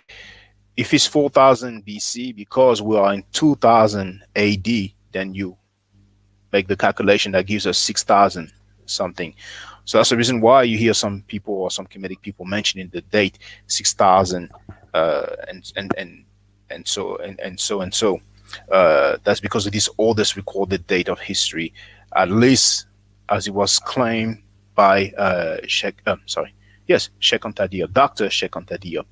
Now, Divine and Bo has asked what was the name of the person who deciphered the Rosetta Stone, and the message is just there. Um, he's the surname is Champollion, and I'm just going to write it. Now in French we say Champollion, but in English you pronounce it Champollion. And his first name is Jean-François, Jean-François Champollion. But if you just put Champollion, his name will come up. You put Rosetta Stone on any search engine, you will have the name of Champollion. Um, Now, regarding what our sister Anuket said, there is this video indeed where Dr. Ben is talking about the people who claim to speak Medu Neter, and he kind of imitates them, and people laugh. It's a bit funny. And the way he's imitating is like, like they're saying, like the sister said, like they are saying gibberish. However, I think it's safe to say that Dr. Ben had an issue with the people who claim to be able to speak the language. I've never heard or never read Dr. Ben claiming that we don't know what the glyphs mean. And besides, Dr. Ben has been taking people to Kemet. I've seen some footage of it, and I don't think he ever said that it hasn't been deciphered. And I don't remember seeing him reading from the temple or from any artifact, but I wouldn't be surprised if he did. He's been taking people to Kemet for so many years. I never went with him, so maybe somebody will leave a comment and say, I went with him, or my father went with him, and he read this stela, or this part of the stela, or this part from that statue, and so on. But once again, Ashokwezi, who was raised up by Dr. Ben, Ashokwezi, we can see him reading some Medu Neter. So I just wanted to make that clarification. You're Dr. correct. Ben had, yes, he had an issue with the people who claim to speak it, because some people might have heard that before. It is said that the vowels were not written in the Medu Neter. However, we do have some vowel sounds like E, for example, and U as well. When I say Hotep Senu Hena Senut, we have the U sound, and U is a vowel. U is like U, really. See, it's you. It's transliterated with the W, but I think it's safe to say that it's that U is a vowel sound. E as well. Now in English it would be the letter E, but I'm talking about the sound E transliterated with a I or a J. So in writing, most of the time we don't have the vowels. That's in writing. But the people, they knew the language, you see. And once again, in Arabic, um, initially it was written without the vowel sounds. And when I say without the vowel sounds, like for example, I gave that example before. Kitab, it's written KTB. Later on, Islam spread, and in order to make it easier for the other people who are not Arabic, they came up with this system of putting some diacritical marks, the kasra, the fatha. So with those little dots around the word E, that's why someone who's not familiar with the Arabic language, he will know that the KTB is pronounced kitab. Unless he hears an Arabic speaker pronounce the word, if he goes to read it, he just has KTB. But if he's learning, there will be some explanation, or you'll have a teacher, and the teacher will tell him that's kitab. Sometimes we come across some Arabic text, we don't have the vowels, you see. So unless, but the Arabic is a language, it's still a living language. It's not considered a dead language like Latin, for example. So while some people still speak the language, so we don't have a problem about knowing how it's pronounced. And the last thing I wanted to say, I hope I will not forget it. Um, that is, I forgot it. I forgot it.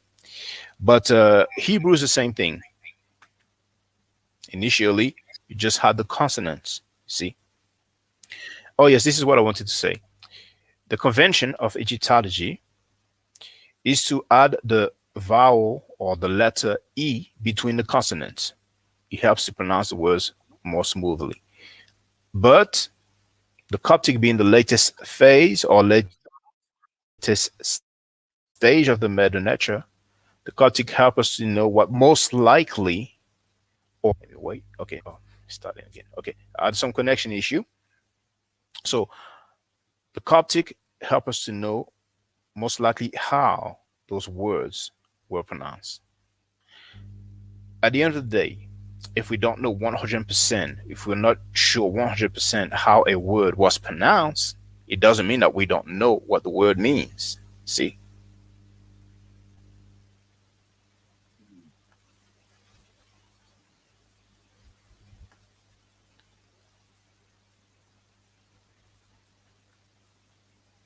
Okay.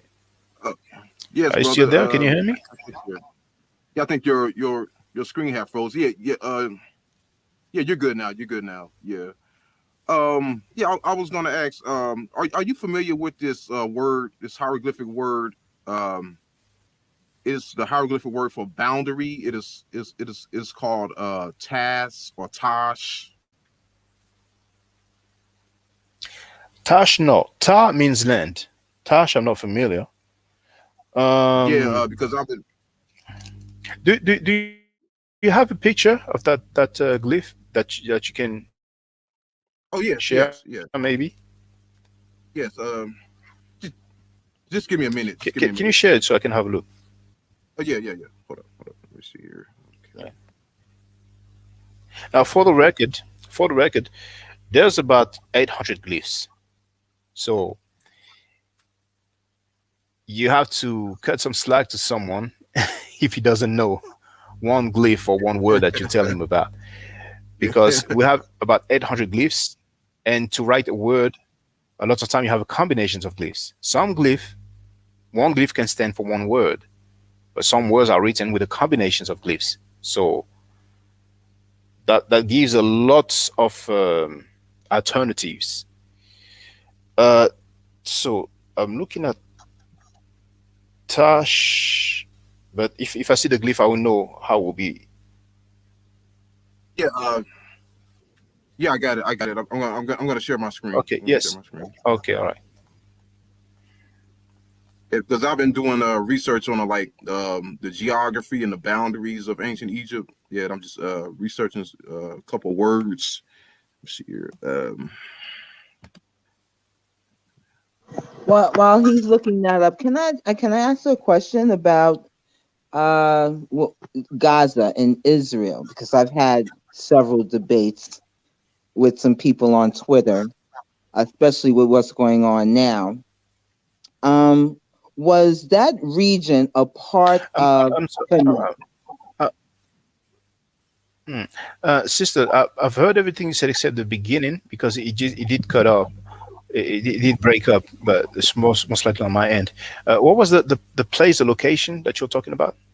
The Gaza, Israel, was that a part of the Kemet um, control province?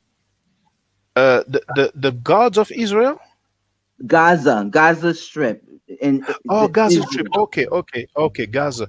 Um, Kemet at one point, let's say, had dominion over some parts of Canaan that is now called Israel or Palestine.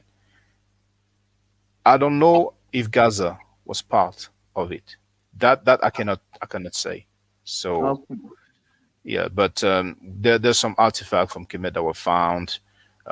You would have like what they call the Hatia, that can be translated as governor or prince, that rule over several territory. You have the governor for Nubia, for example.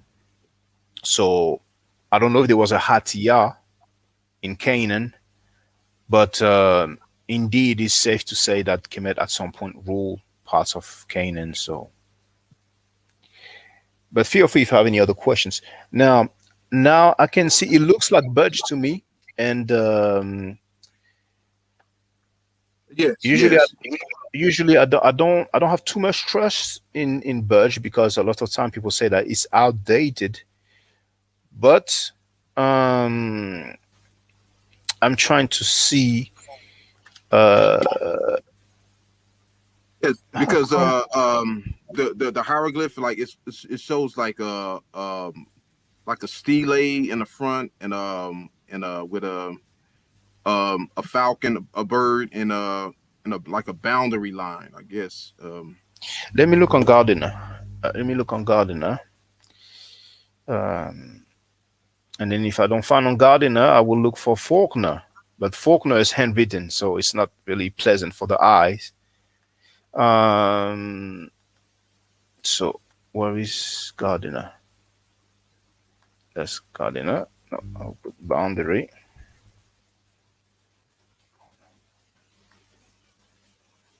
Boundary.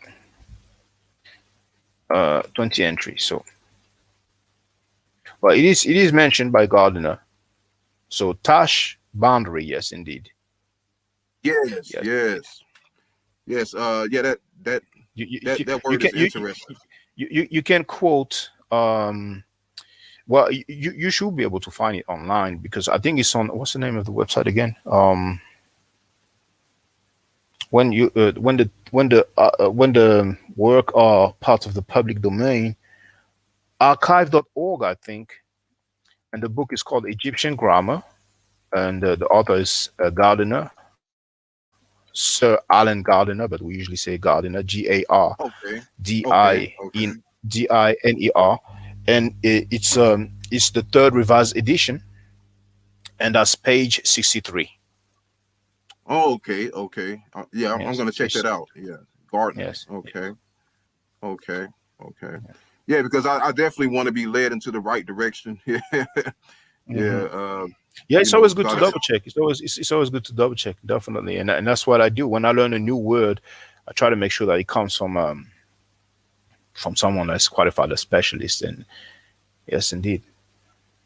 yeah, yeah. Because I know a lot of people a lot of people criticize Wallace Budge, but some of his work is is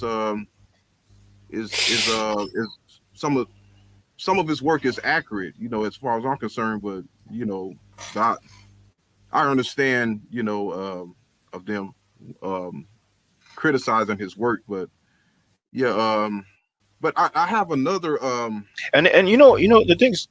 Yes, yes. Go ahead. Go ahead. Go ahead, Okay, brother. go ahead, Please go ahead. feel free. Yeah, No, because I I'm. was just going to say. I mean, people can criticize him. It doesn't mean that he was just flat out wrong. It's just that Egyptology. It's about 2 centuries that we have that field, and in the early stages, people cannot get. It's like it's new. It's new, and other people had access to more material, more original artifacts, more discoveries were made, more tombs, more temples were found. So people got to have a better understanding. So it's not to belittle Budge.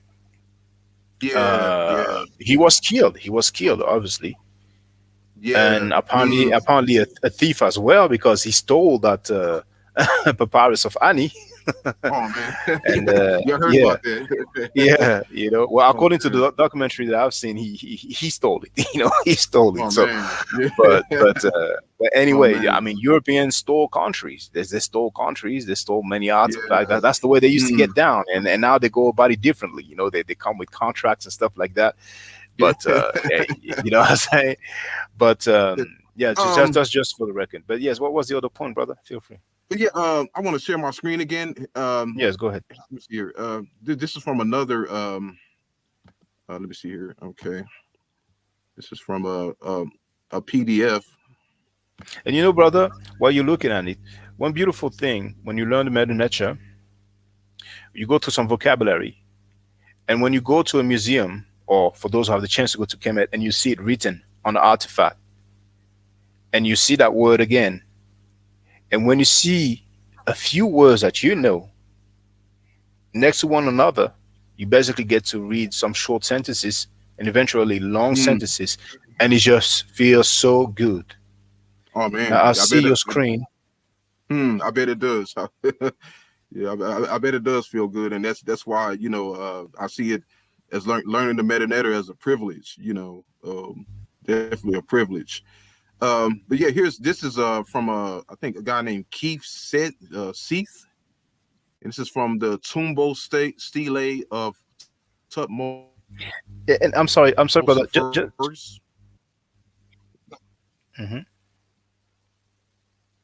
Yeah, I couldn't hear you. I couldn't hear you. I'm sorry. No, I was just going to say something, but I would say it after. Just go ahead. Go ahead. Yeah, this is from the Tumbo Stele of Tutmosis the First, and it's Okay. from Seth, Keith Seth, I believe. But yeah, in his it's like a translation, like a interlineal translation of hieroglyphics, and down here, okay, it is page 6. Um, the word I was referring to is here. See here in this. Yeah, it's right here. Can you see that? It says Yes, yes. his yes says his southern boundary reaches to the beginning of this land, his northern to that reverse water flowing south. That's referring to the Euphrates River. But yeah, for the word for boundary here is like at the beginning, Tosh. TS, yeah, Tosh, yeah, and it has, Mhm. and here you can see it more clear. It's a stele, and a bird, and I believe like a line, a boundary line, yeah, uh, Hold on. and that's the I just want to double check to tell you what exactly that glyph is. Um, uh,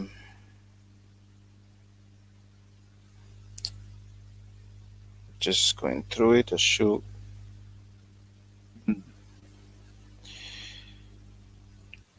Let me see to me. Hmm, should be able to find it. Hold on.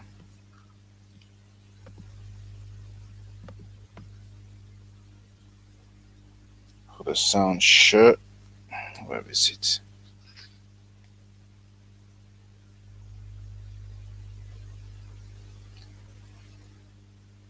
Sometimes I scroll through too quickly, Oh but man. that book is so helpful. So well done. Wow. Oh, there it is. U30 reference U30. Hmm. So reference U30.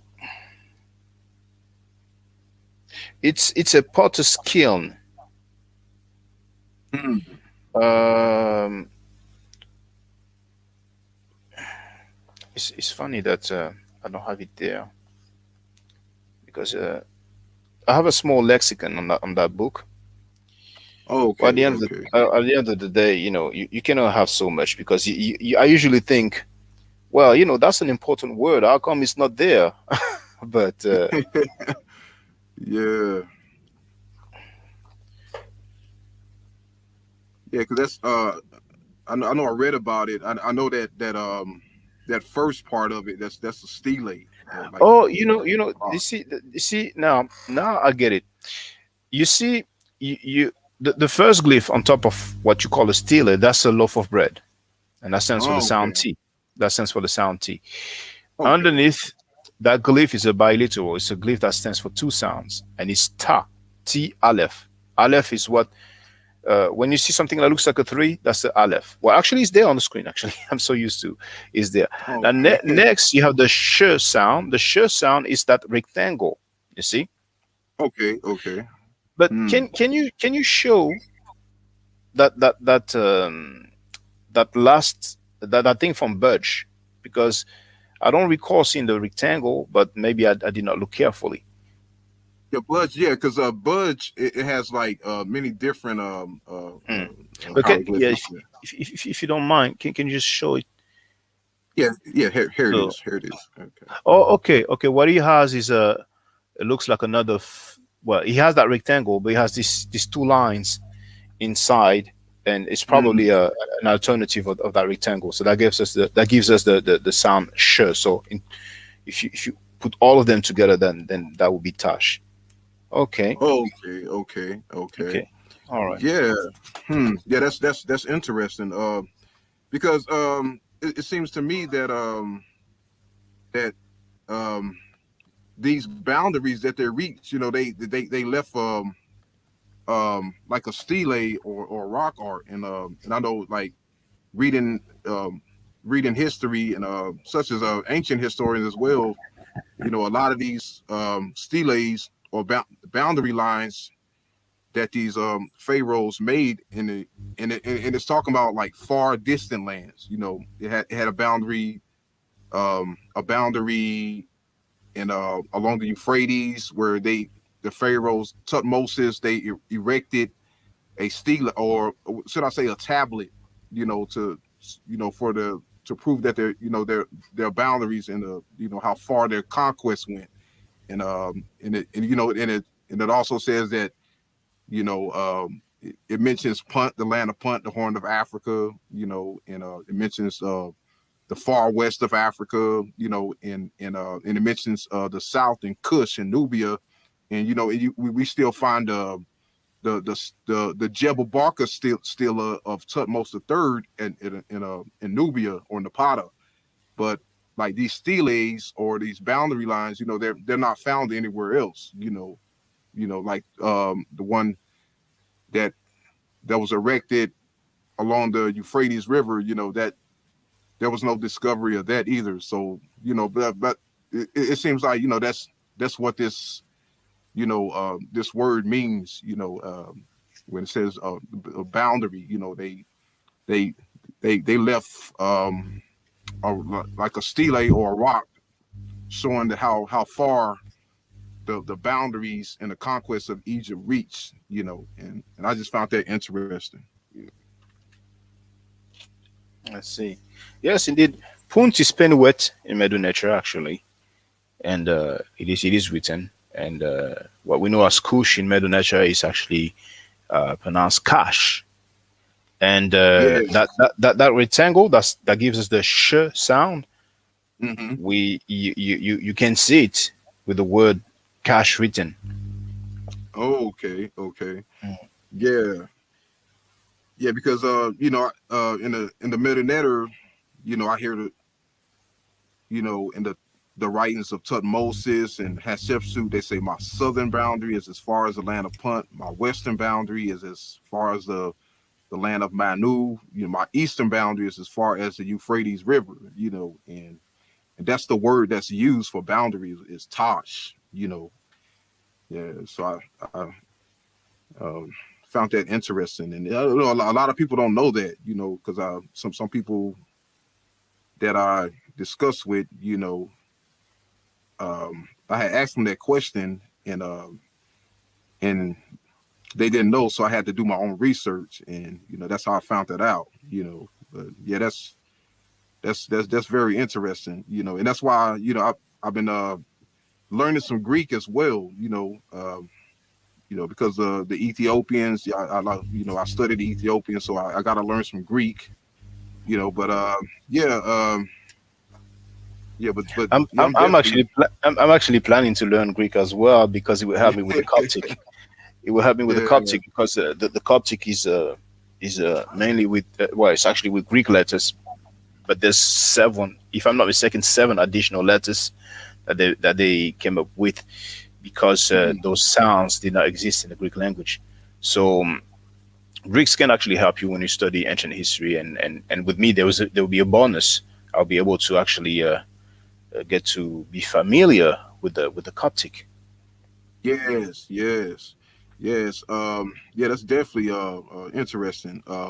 And the reason for me bringing that out was, because you know, there seems like to be some dishonesty when Egyptologists discuss the real boundaries and how far Egyptian influence reached, throughout Africa and Asia, because they and the reason is because they tend to be biased. It's like they want to keep everything in Egypt, close to Egypt, and like even you look at Egypt today on the map, you will see that the western part of Egypt goes as far as Siwa, the Siwa oasis, and that's where the Temple of Amen at Siwa is, and they add that as a western boundary of Egypt, but the Egyptians in the hieroglyphics saying that they reached the extreme west. They went far, far west. They went much farther west than that, and they called it the ends of the earth or the horns of the earth. And you know, the Western Desert is not the ends of the earth. That's in the middle of the continent. So but yeah, but like that's interesting. Like even like the southern boundary of Egypt today, it ends at Abu Simbel near the second cataract. So it goes far. In ancient times, the original southern boundary for Egypt was Elephantine or Aswan, and but today you look on a map today, it's much farther south at Abu Simbel.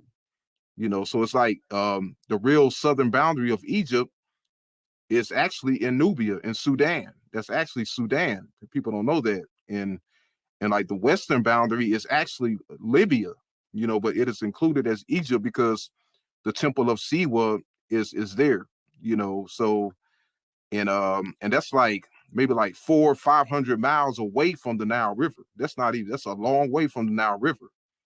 So people start saying that, well, Egypt is only the Nile River and all this. So, well, did you even bother to look at the map, and see the western boundary of Egypt? It's far away from the Nile River, and I believe that's where a lot of confusion kicks in, but yeah, I'm definitely doing studying on the boundaries of Egypt, the how far the Egyptian influence reached, and and people just think they got all the answers, and but sometimes we have to learn to accept things for what it is. If they reach a a, a part of Africa that's far away from Egypt, and you can't find no evidence, then that there could be an explanation behind that. Maybe they didn't want to leave behind any evidence. But that doesn't take away the fact that that they were there. You know, just like when they say they reached the Tigris and Euphrates River. You know, but still you find no artifacts along the Euphrates River, but that still doesn't take away the fact that's, them saying that they reached the Euphrates River and they reached the land of Punt, and I just think it's bias, where they trying to keep like all the culture of Egypt within Egypt. It's like, well, if there's not a temple there or Egyptian temple there, we can't consider it an Egyptian boundary or Egyptian influence. When the Medu Neter doesn't say that. The Medu Neter says that they reach the western ends of the earth, the eastern ends of the earth, as far as the Euphrates, the southern ends of the earth, along the Horn of Africa, and I just think that there should be like a further study on that, because there's some bias in that, because it all has to do with political pride. People, Egypt want to keep Egypt in Egypt. Sudan want to keep Sudan and Sudan. Everybody, they got this selfish political pride. That they don't want to, nobody else, you know, um, sharing their culture. They don't want to share their culture with anybody else. But when history disagrees with them, they go against history, for their own political bias, selfish pride, and that's the problem that I see, you know, yeah, because they're definitely not telling the truth. I mean, about what the hieroglyphics is saying, and what history is saying as well, but just like the Assyrians, they say they reached the land of Amuru, the land of the Hittites towards the setting sun. That's like far west, the Western Mediterranean, which is over 1,000 miles away from Assyria. You know, so that's what they claim in their records. That's what, and the same thing the Egyptians they're saying the same thing. But you have these guys, they want to keep everything within their own country, and go against what history says, and just have faith in their own imagination, and to me that's not right, and that's why I studied what the Medu Neter is saying, but yeah, definitely, yeah, whenever I can get my hand on a couple of sources, is I'm gonna hopefully write a book on it, maybe do a video, and yeah, but I'm definitely leading up to something. You know, you know, some people might argue that even if a Sioux or a king claims something, doesn't mean that it's necessarily accurate. A lot of time, historians talk about Ramesu, we known as Rameses, regarding the Battle of Kadesh, his battle with the Hittites. And a lot of time they say that Ramesses exaggerated the outcome of the battle. Some historians say that they kind of came to an agreement or some sort of truce when in the records from the side of Ramesses, it's like, I whooped them, I whooped their behind. So some people might feel like, okay, we might have some text that says, well, my territory goes that far and that far. But they might be legitimate in questioning that and wondering what evidence do we have for that. Okay, the Pharaoh said that, but what evidence do we have for that? You see. So what you've mentioned, when you have a stela that says year such and such of that king, and uh, the different formulas, an offering which the king gives, and you have the name of the deity, then you have different things are offered, bread, water, so on. That's a clear evidence because it's like the gangs that we use graffiti and they put the graffiti on the wall, like that's our territory. The Americans they Yeah. went on the moon, they put their flag, they go to a country, they have their military base, they have their flag, let's us know that's us. You go to Mm. most capitals in whatever country, that's where you will have the embassy of foreign countries. And of course, you have their flag. So Mm. that's a clear evidence. Mm. Now, if we don't have that, the question will be, do we have mention of such king? Do we have anything that lets us know, okay, there was some clear influence or dominion, you see? Yeah. Mm. But whenever we have records, we can't go wrong. We can't go wrong. And Kemet, the good thing is that we have so much records, so much that even in a lifetime, I don't think it's physically possible for any specialist to go through all the records that we have about Kemet, and it's understandable because we're dealing with 3,000 years of continuous dynastic period. Yeah. Mm. Yeah. Now here we have our brother Afroasiatic who wrote, well, let's say Asiatic lion, so the people will not be confused. He wrote Egyptians often lied about military battles with Nubians slash Kushites, Meroe, Kerma. Well, what makes you say so? I mean, what makes you say so? I'm curious.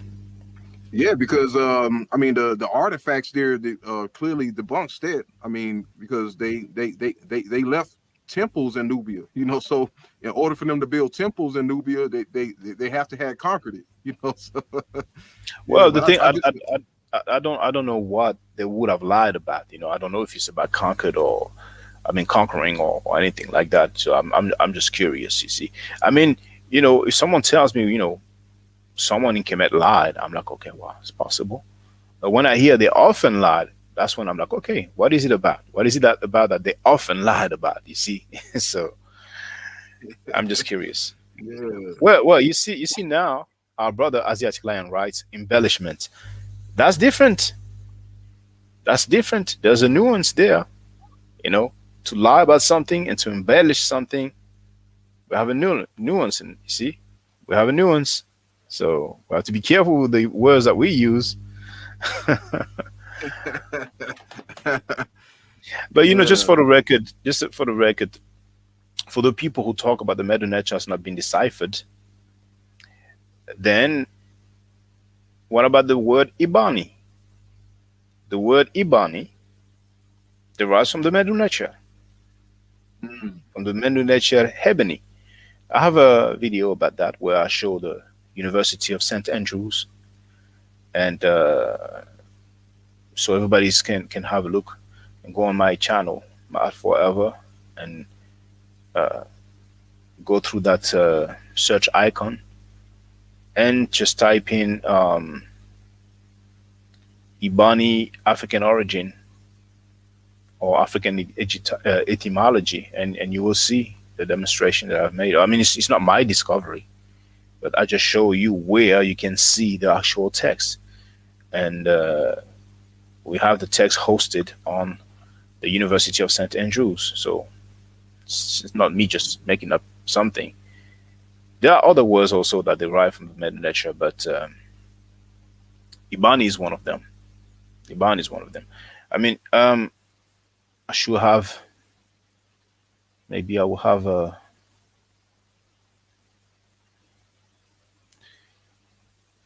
have too many notes there.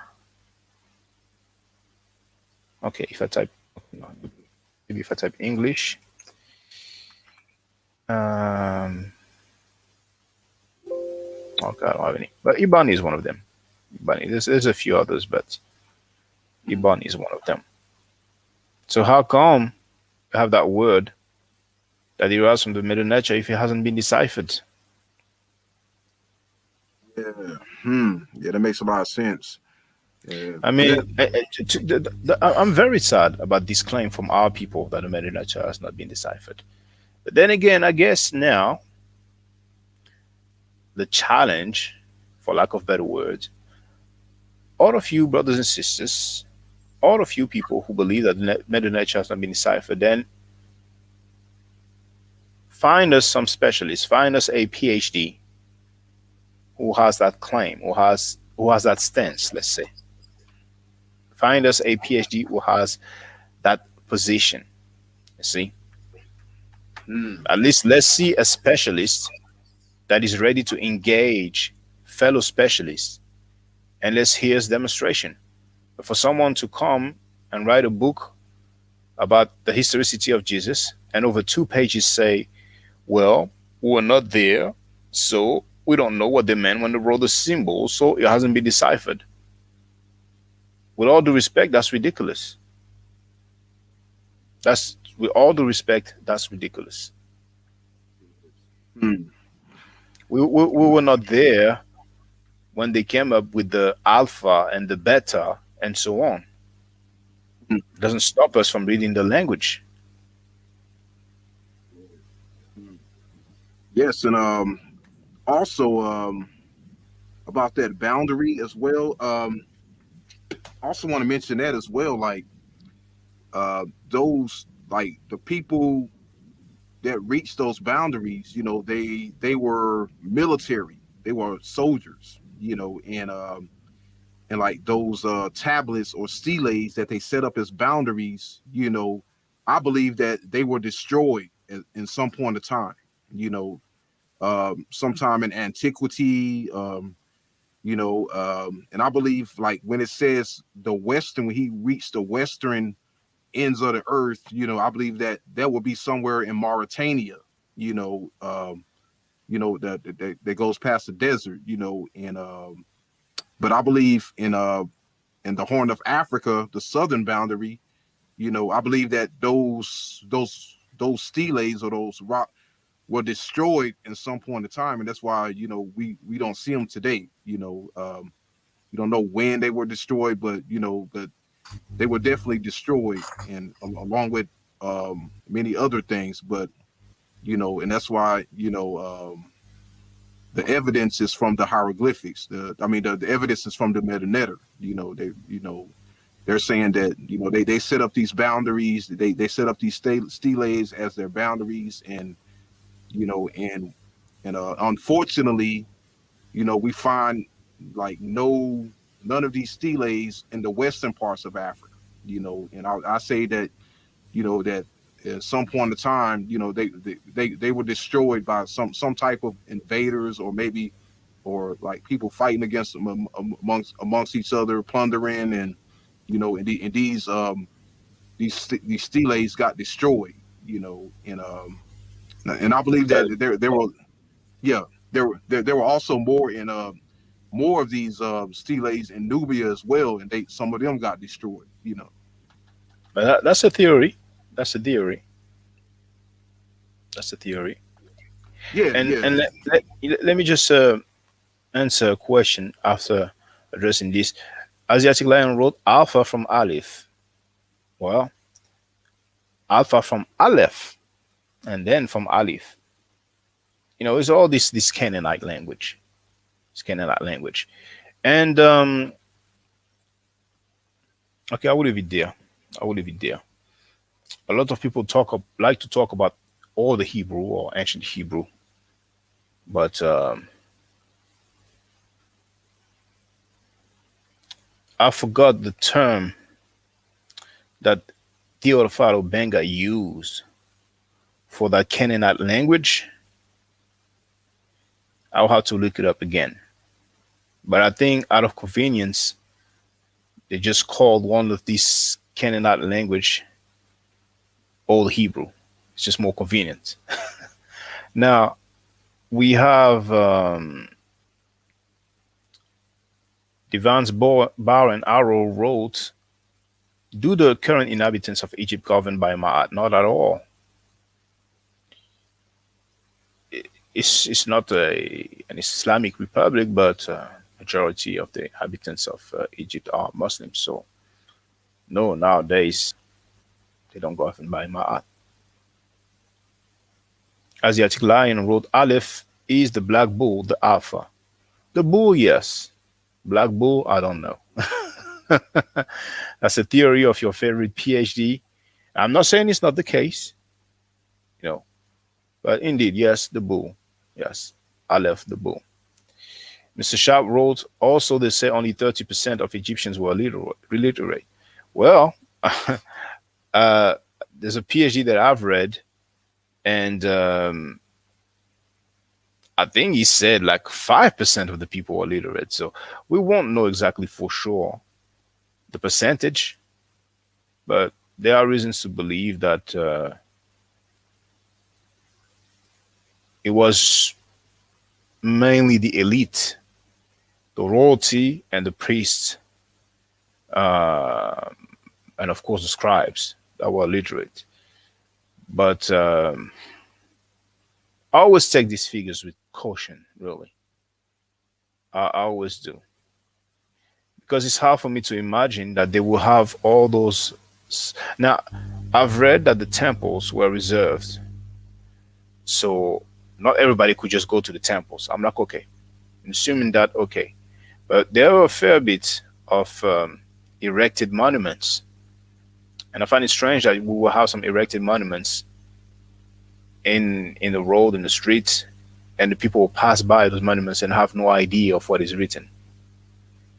It is possible, but how can we know for sure? Now, go all enroll the Arabic is not far off Medu Neter like Hebrew. That's that's a preconceived idea. And this time I will look for a quote. As for the record, now I'm going to quote PhD Richard Parkinson.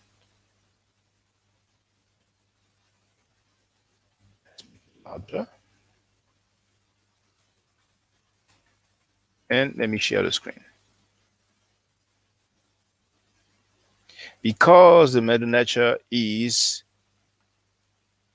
classified as part of the Afro-Asiatic language family, a lot of people seem to think that the Medu Neter shares a lot of in common with the other Asiatic language. But here, Richard Parkinson, in his book called Egyptian Hieroglyphs, page 11, he wrote, ancient Egyptian is quite different from Arabic. Okay. That was just for the record. I mean, I have other quotes that explains that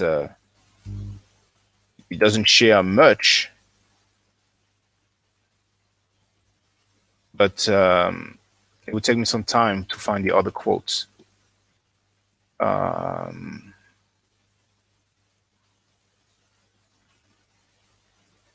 Yes, it would take me some time to find the other quotes.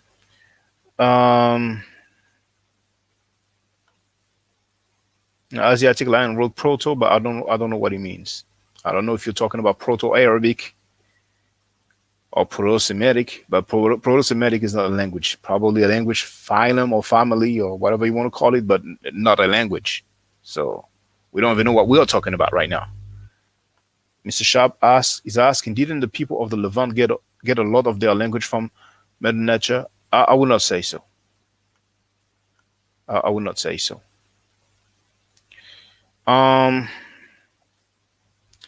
Where is the chart? I took a picture of a chart. Let me look for it so I can share it.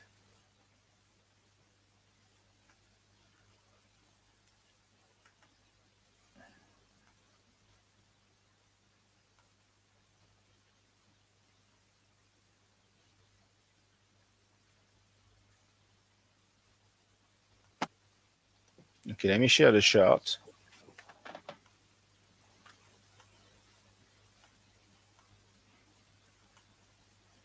This book is called Phonology and Morphology of Biblical Hebrew. The author is Joshua Blow, page 17. You can look the author up, and he is someone who appears to be quite qualified. Now, here we don't have the Medu Neter or hieroglyphic, but here you have Proto-Semitic. Left we have West Semitic. Right we have East Semitic, and then it derives to Akkadian, Babylonian, Assyrian. West Semitic we have Northwest Semitic, Southwest Semitic. From Southwest Semitic we get Arabic, South Arabian, and Ethiopic. Then from Northwest Semitic we get Amorite, Ugaritic, Canaanite, Aramaic. See? And from the Canaanite we get the Old Canaanite, or Ama. Now I'm not sure if it's Amama or Amana. I'm not sure. It looks like well, maybe it's Amana. Anyway, Old Canaanite, Phoenician, Moabite, Ammonite, Edomite, Hebrew. And then from the Hebrew, we get the biblical Hebrew, rabbinic Hebrew, medieval Hebrew, and modern Hebrew. You see? So we can see all these derivation.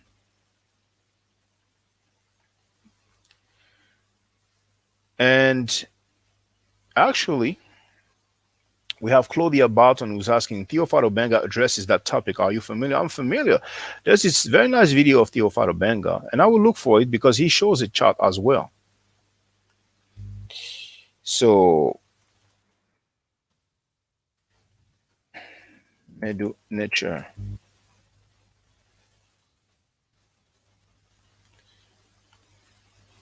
Now, I'm sharing the link to the video. I've shared it plenty of time, but I'm sharing it again. Theophilo Benga lecture. You can even see the chart on the thumbnail of that video. But I'm going to try to find. Oh yeah, the quality is not. Quality is not great.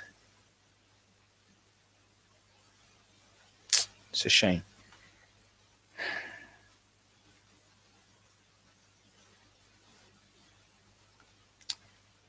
Okay, you will see what I mean. The quality is not.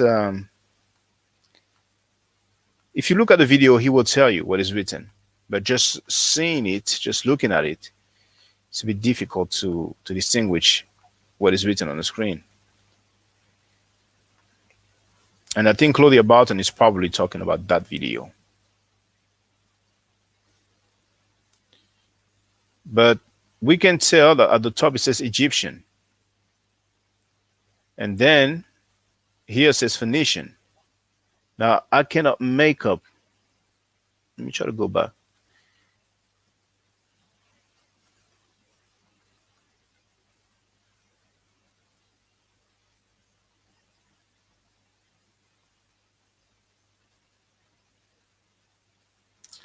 I don't manage to read.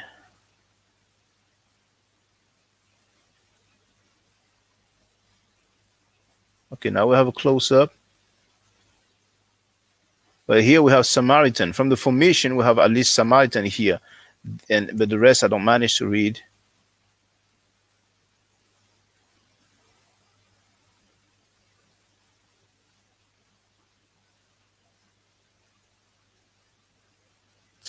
That's a shame. It's a shame. But he goes to those things. Is there any other chart that he shows? No, he just goes to the Medu Neter. Oh, that's a shame. That's a shame. But if anybody, I think I have a chart somewhere. Well, I do have a chart somewhere. I took it from a book in the National Library of France. We can also see those different languages. I will try to have a look quickly. I might have it somewhere one of my slides. So feel free, brother Radio One, if you want to just touch on something. I will try to see if I can find that other chart so that people can have an idea of the difference of timing when it comes to the Medu Neter and all those other Oh language yes, yes. derivatives. Yeah, I just want to touch on back to what I was saying, about the boundaries, because now a lot of people say that we can't take things literally, but you have to pay attention to what's being said. If the ancient Egyptians saying that they crossed the desert, they reached the ends of the earth. Now when they say the ends of the earth, they're talking about a coastal region. They're not talking about like over the earth, or or where the sun goes at. They're talking about a coastal region. So like where the earth is talking about the land. And wherever the land's in, the land ends at a coast.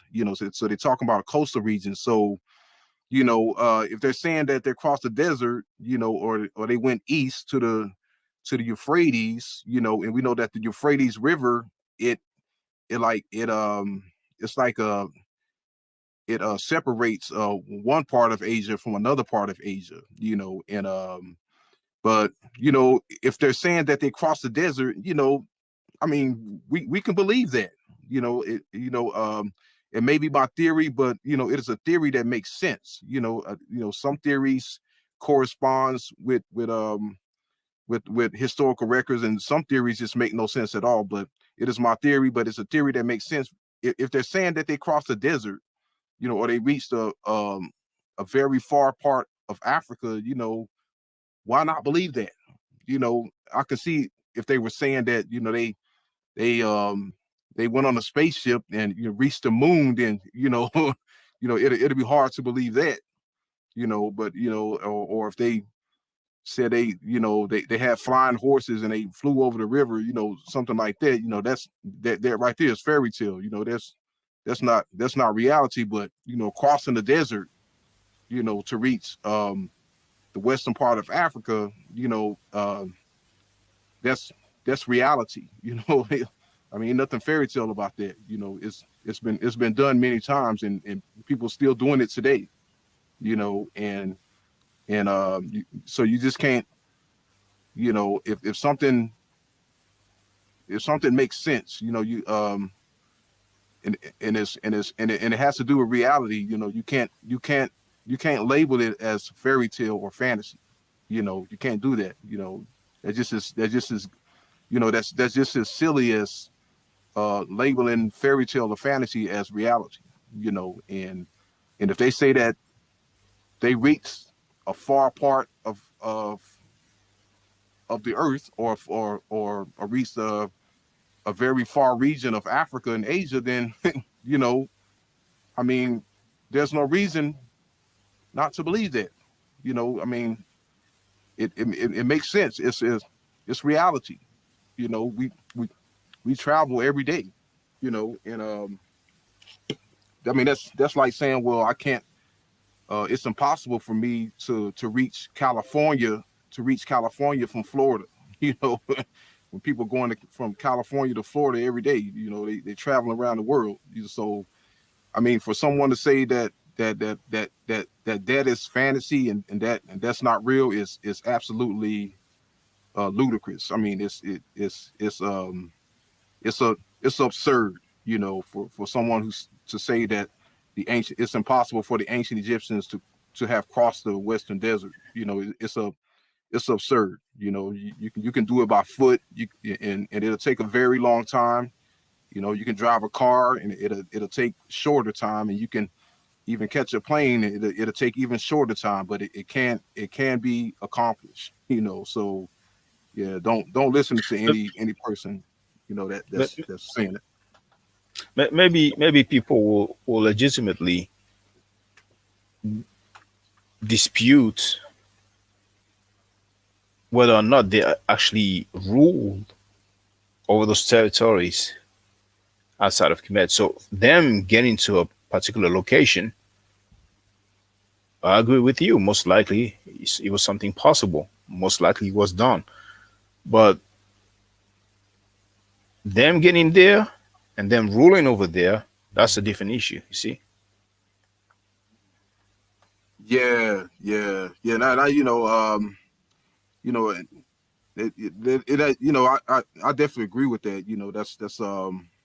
That's why where archaeology comes into play. But until some artifacts pop up, that's all we can rely on is what the ancient Egyptians said. But Mm. And indeed, really, with most societies, well, particularly the Abrahamic, anything that touches the Abrahamic belief system, we just go by what they wrote. You see, yes, and yes, we don't question much. But then when it's Kemet, there's a huge scrutiny. We wonder over so many things, and particularly when he's in conflict with the Abrahamic narrative, then we have so many reasons to have doubt about it. But with all fairness, you know, we need some solid evidence yes, to, yes, to, to claim yes, whether or not they ruled over some particular territories. But I can understand that. I mean, PhD shouldn't have a problem with that, but a lot of them are Abrahamic, so they would not say it, but it will yeah, play a part. But normally, a yes, yeah. historian we should not have Mm, any problem saying, okay, the evidence shows that they ruled that place and that place. But there's so many things that are first in Kemet already, you know. So I yeah, guess they might not necessarily want to highlight all the things that puts Kemet in a good light. But what did you want to say, brother? yes. And also like the problem I have with them as well, like they don't even entertain what the ancient Egyptians said. So it's like where they try to make it seem as if they never said it. And for instance, I heard this guy named Wujawu from Hmm. Armor Raw Squad, and Hmm. he said that the Egyptians never left Egypt. And I disagree with that. And the hieroglyphics disagree with that, and history, ancient classical history, also disagree with that. I'm Because when we surprised he look at, said that. yes, he Are you said are that. you Yes, are you sure he said that? yes. Wu Jawu. Yeah, he said it. I heard him say it on he was on a Dagger Squad channel. He said that, and Well, I'm Garfield surprised he had him said that on because as a he's guest, familiar. and He's he was familiar saying with the that Medu the Egyptians Neter. never left Egypt. And I'm, yes, I'm surprised he said that. I don't know if it was a misunderstanding or I don't know what he meant. I haven't heard his words, but he's quite familiar with the Medu Neter. He's giving classes as well, and they chased the Hekakasud all the way to Syria, Palestine, yes, and they yes, had some rulership, at least some sort of rulership in those areas. So hey, everybody's entitled to their opinion now. yes. Because the ancient Egyptians, like they were the first ones to really like go out on the conquest and outside of Egypt. After the Egyptians, we hear the Assyrians doing it, then the Persians, then come the Greeks and the Romans, but the Egyptians were the first. And You see, brother. You see, maybe he tried to meant, and this I would agree. Goal all in, and I'm sorry to cut you off, brother. Um, Goal all in wrote Egyptians didn't live en masse, in mass. So that, yes, I can understand that. They did not travel like according to the biblical narrative. It's the whole people of Israel who traveled all together and left Egypt and settled in Canaan. Took away their land according to their narrative. Not that I believe in it.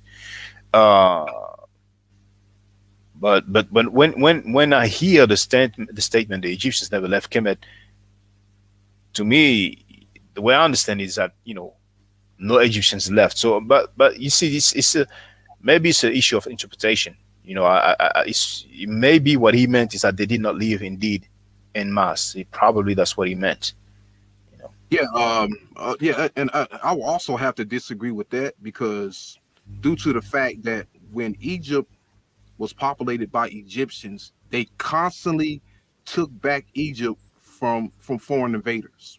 When the Persians conquered Egypt, it started with the Assyrians.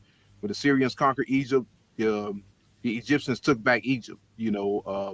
Sometimes the No, Cushites came. no, no. Yeah, What period are you talking about? yes. During because I got the records. During the reign of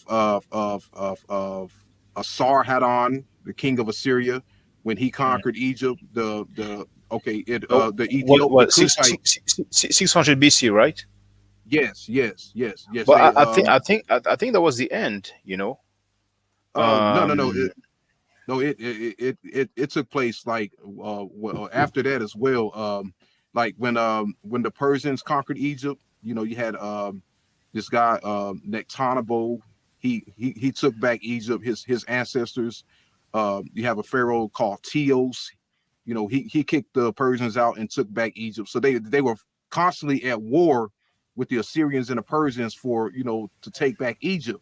But um, actually, Nectanebo, that's after that. That's like uh, f- the fourth yeah, century BC. You see, yes. because you see, Taharqa, the 25th dynasty, is like one of the last uh, dynasty where indigenous Africans ruled.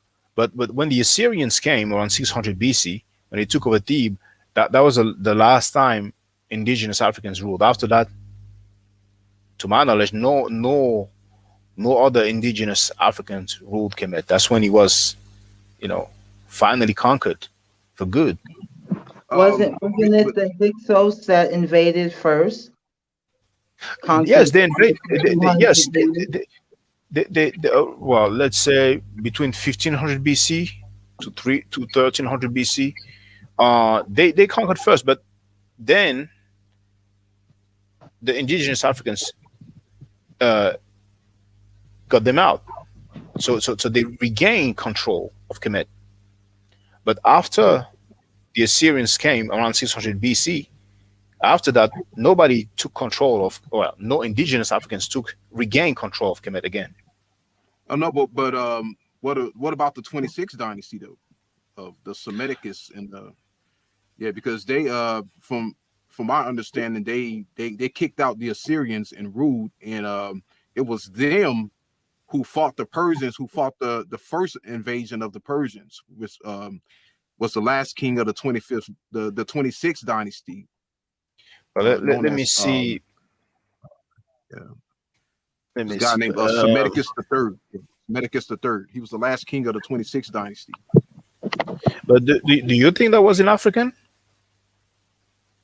Um, yeah.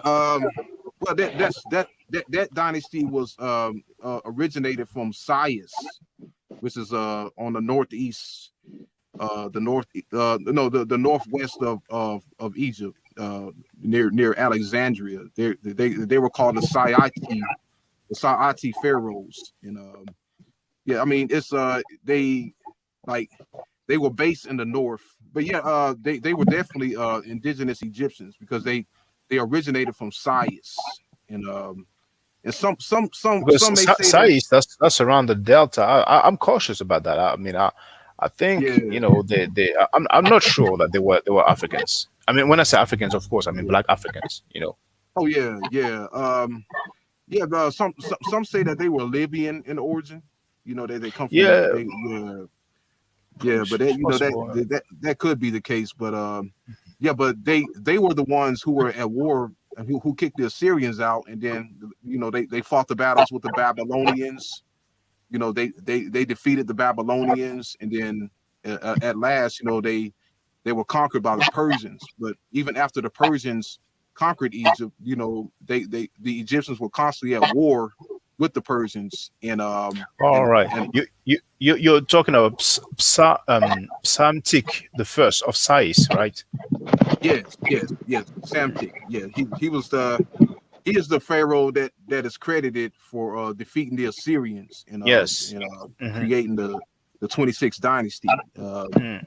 Yeah, and when that dynasty came to an end, the Egyptians were constantly at war with the Persians, for possession of Egypt. And and after the last king Nectanebo, we hear no more. No more revolts. Because when Egypt was populated, was majority Egyptians. We constantly hear of these revolts, but there came a time where there were no more revolts. The Greeks ruled Egypt for over 300 years, and until they were defeated by the Romans, and then after the Romans came the Arabs, and we hear no more of a native Egyptian rebellion to take back Egypt. So that lead me to believe that after that last Pharaoh, uh, uh, there there wasn't that many Egyptians in Egypt after that. Because if there was, the Egyptians certainly would have took back Egypt. So that's why I disagree with that. You know. In a book that I got from Ashra Kwesi, outlining, of course, it didn't have all the Nasut Bitties listed, but and forgive me, I cannot pronounce these names. But the first one he has stated on the 26th dynasty is Necho the first. Necho. Yes, the first. Okay, Neko the okay. Okay, I'm not familiar with that one, but And he but states here for the 27th dynasty, that's when the Persian rule. He lists no names because he doesn't care about them, but he lists that they started to rule at the 27th dynasty, mm, and the 30th dynasty period. He has Necta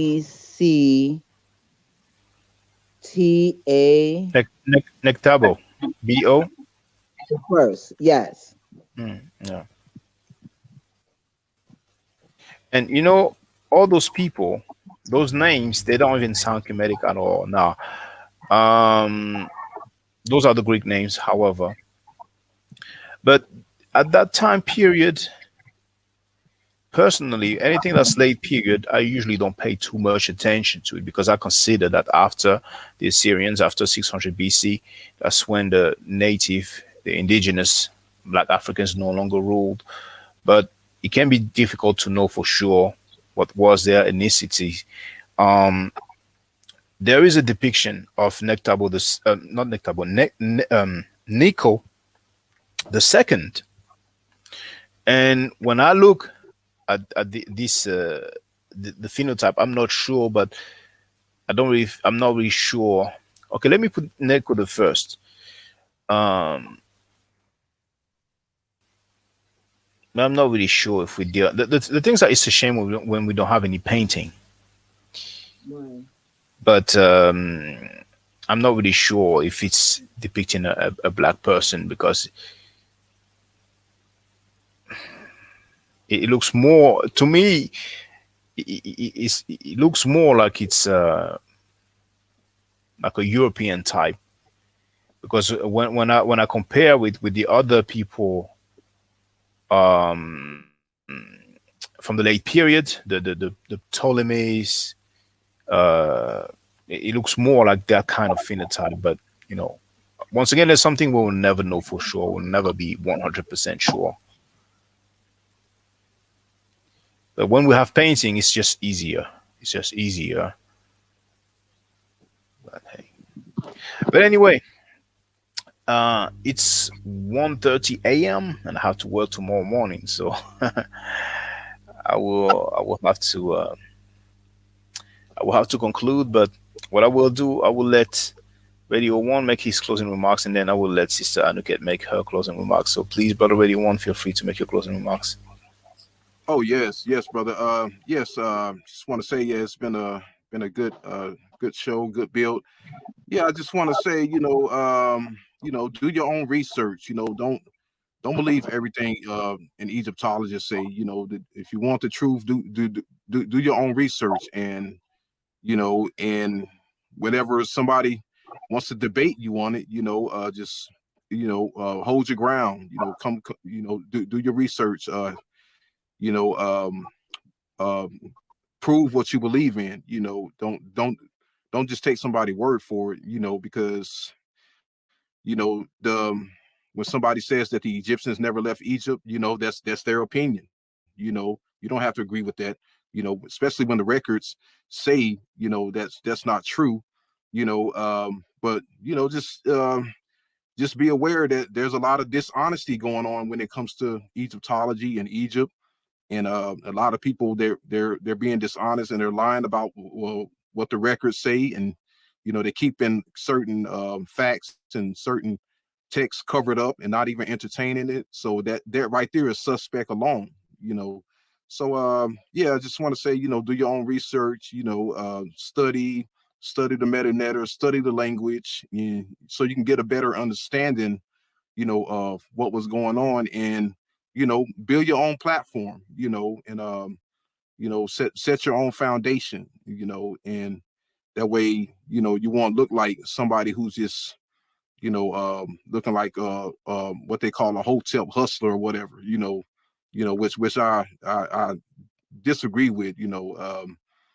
Somebody who's teaching the truth is not a hotel. But they're more Hebrew hustlers than it is hotel hustlers, because those guys are lying. So yeah, but yeah, just do your own research.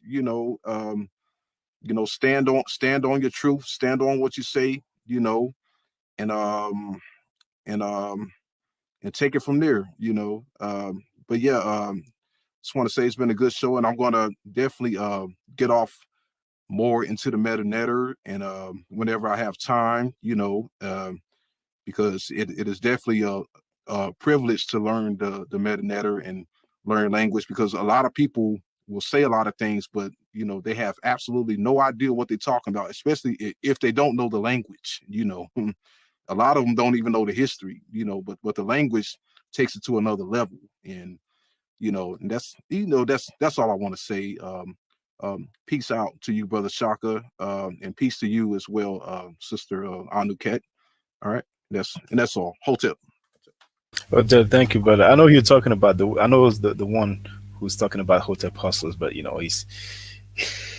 I don't, I know who I did not watch his videos, but I saw the title. He put my picture on there and some other people, but I mean, Yeah, you know, yeah. he has stopped coming now. He has definitely realized that I don't want to put him on because he's been disrespectful. And I told him if he shows his face, I let him on, but he doesn't show his face. So I'm like, okay, he he's a Native American apparently, and a descendant of Native Americans. So hey, good, Yeah, good for I him. wanna be. Good, I wanna be. yeah, good for him.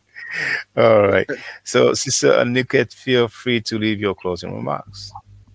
Well, I just want to thank you for tonight's dialogue and conversation.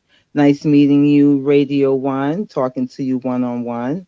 I've seen you up here a couple of times when I'm able to check in. And, I'm thankful that you allowed me to share my experience going to Comet and, the little bit of knowledge that I do no. Thankful that you allowed me to share it with you and your audience, and keep teaching because you're official. Thank you. I appreciate that. Well, brothers and sisters, it's been a very long time. I did not do live stream that long. That was 3 hours actually. And indeed, I agree with everything. Well, I agree with most of what was said. You can do, brothers and sisters. You can do research on your own, and indeed, it helps when you know the language. The language is the heart of a culture. So, um, even if you don't have any certification or qualification, it doesn't stop you from learning things. You see, at the end of the day, the people who have degrees, they are recognized by an institution, so they had some formal training, and most likely they have more knowledge slash experience than you. But the knowledge that you have, it cannot be taken away from you. If you learn French and you learn the word voiture, it means car. If someone has a PhD and he's a French speaker, he can say so many things, but he will never be able to tell you voiture doesn't mean car, because that's what it is, you see. So you build it up, you start somewhere and then you'll build up, and that's it. And as long as you don't act like you know it all, then it's going to be all good. You know what I'm saying? Unfortunately, in the so-called conscious community, let's see, you have some people who really act like either they know it all, they are the experts. And I mean, I'm going to be diplomatic. I could have mentioned somebody's name, but we have some people talking a good game. And who knows, I might call out somebody else soon. But because there's no disrespect, I'm like, it's all good. But if he gets out of hand, if he gets disrespectful,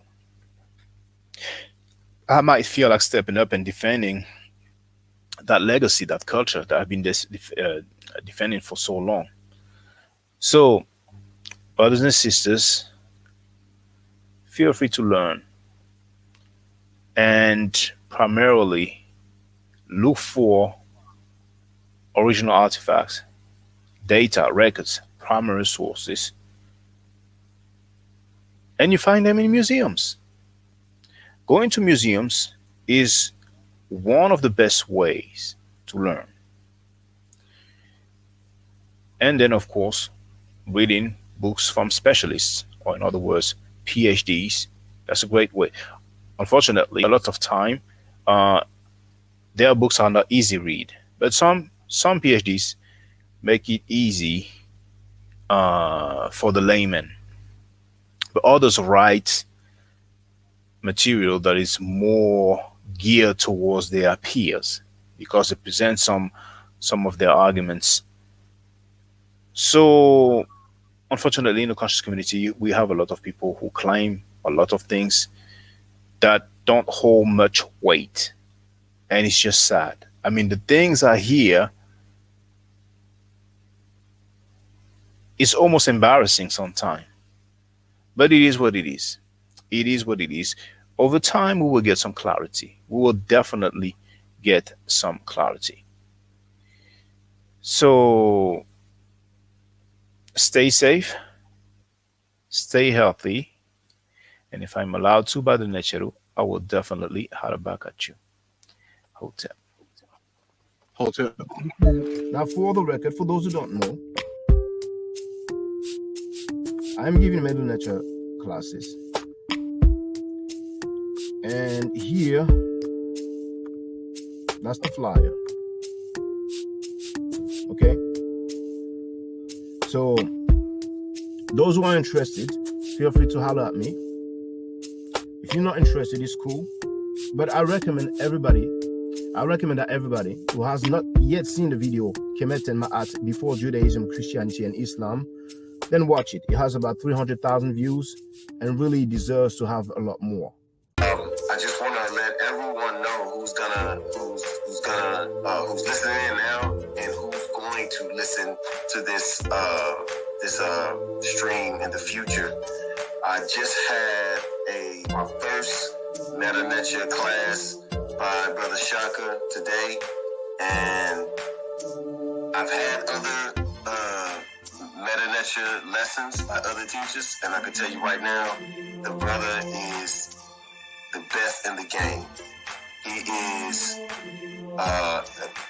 that was one of the best classes I've ever had ever. So if you're interested in learning the Medu Neter, if you're interested in getting the basics of it, Brother Shaka is an awesome teacher. Get with him, and it's extremely affordable. This brother is giving us his time and his skills, and he's basically giving it away. I mean, I just consider it a donation. You know what I'm saying? So if anybody is interested in learning the Medu Neter, get with this brother right here. He's an awesome, awesome, awesome teacher. And I'll end with that. Hotep Senu, Hena Senut. This is Julie, also known as Servant of Yah, and I'm currently taking the Medu Neter classes with Brother Shaka. and it has been an amazing experience. Only 2 lessons so far, and I feel like I've been taking the classes for months, just with the how in depth he goes into the vocabulary words, the construction of the language, the grammar. It's been immeasurable, the experience. And one thing that comes across, hands down, is his extreme passion for teaching this to anyone who is willing to learn and has an interest in learning. So I highly suggest, if you are interested, even a minimal interest, that you subscribe to the classes with Brother Shaka. It's such a nominal amount for how much you get. I know, like, our last class was over 2.5 hours. It felt like 2 minutes, but because that's how, involved you are in what he's teaching and how he teaches and how compassionate he is about what he teaches. Also with sharing materials free of charge. No question, no doubt. It's just what he does. He doesn't have to, but he does. And so I just wanted to give a short testimonial about the class and the effectiveness of the class. And all of that is attested to how studied Brother Shaka is. So I highly recommend anyone with a minimal interest that you do sign up for the Medu Neter class. Hotep. Don't forget to subscribe to my channel, which is Ma'at Forever. Don't forget to watch the video entitled Kemet and Ma'at. Don't forget to share Kemet and Ma'at on my channel on Twitter, Facebook, Instagram, WhatsApp, or other social media that you use. Email, text messages, you name it.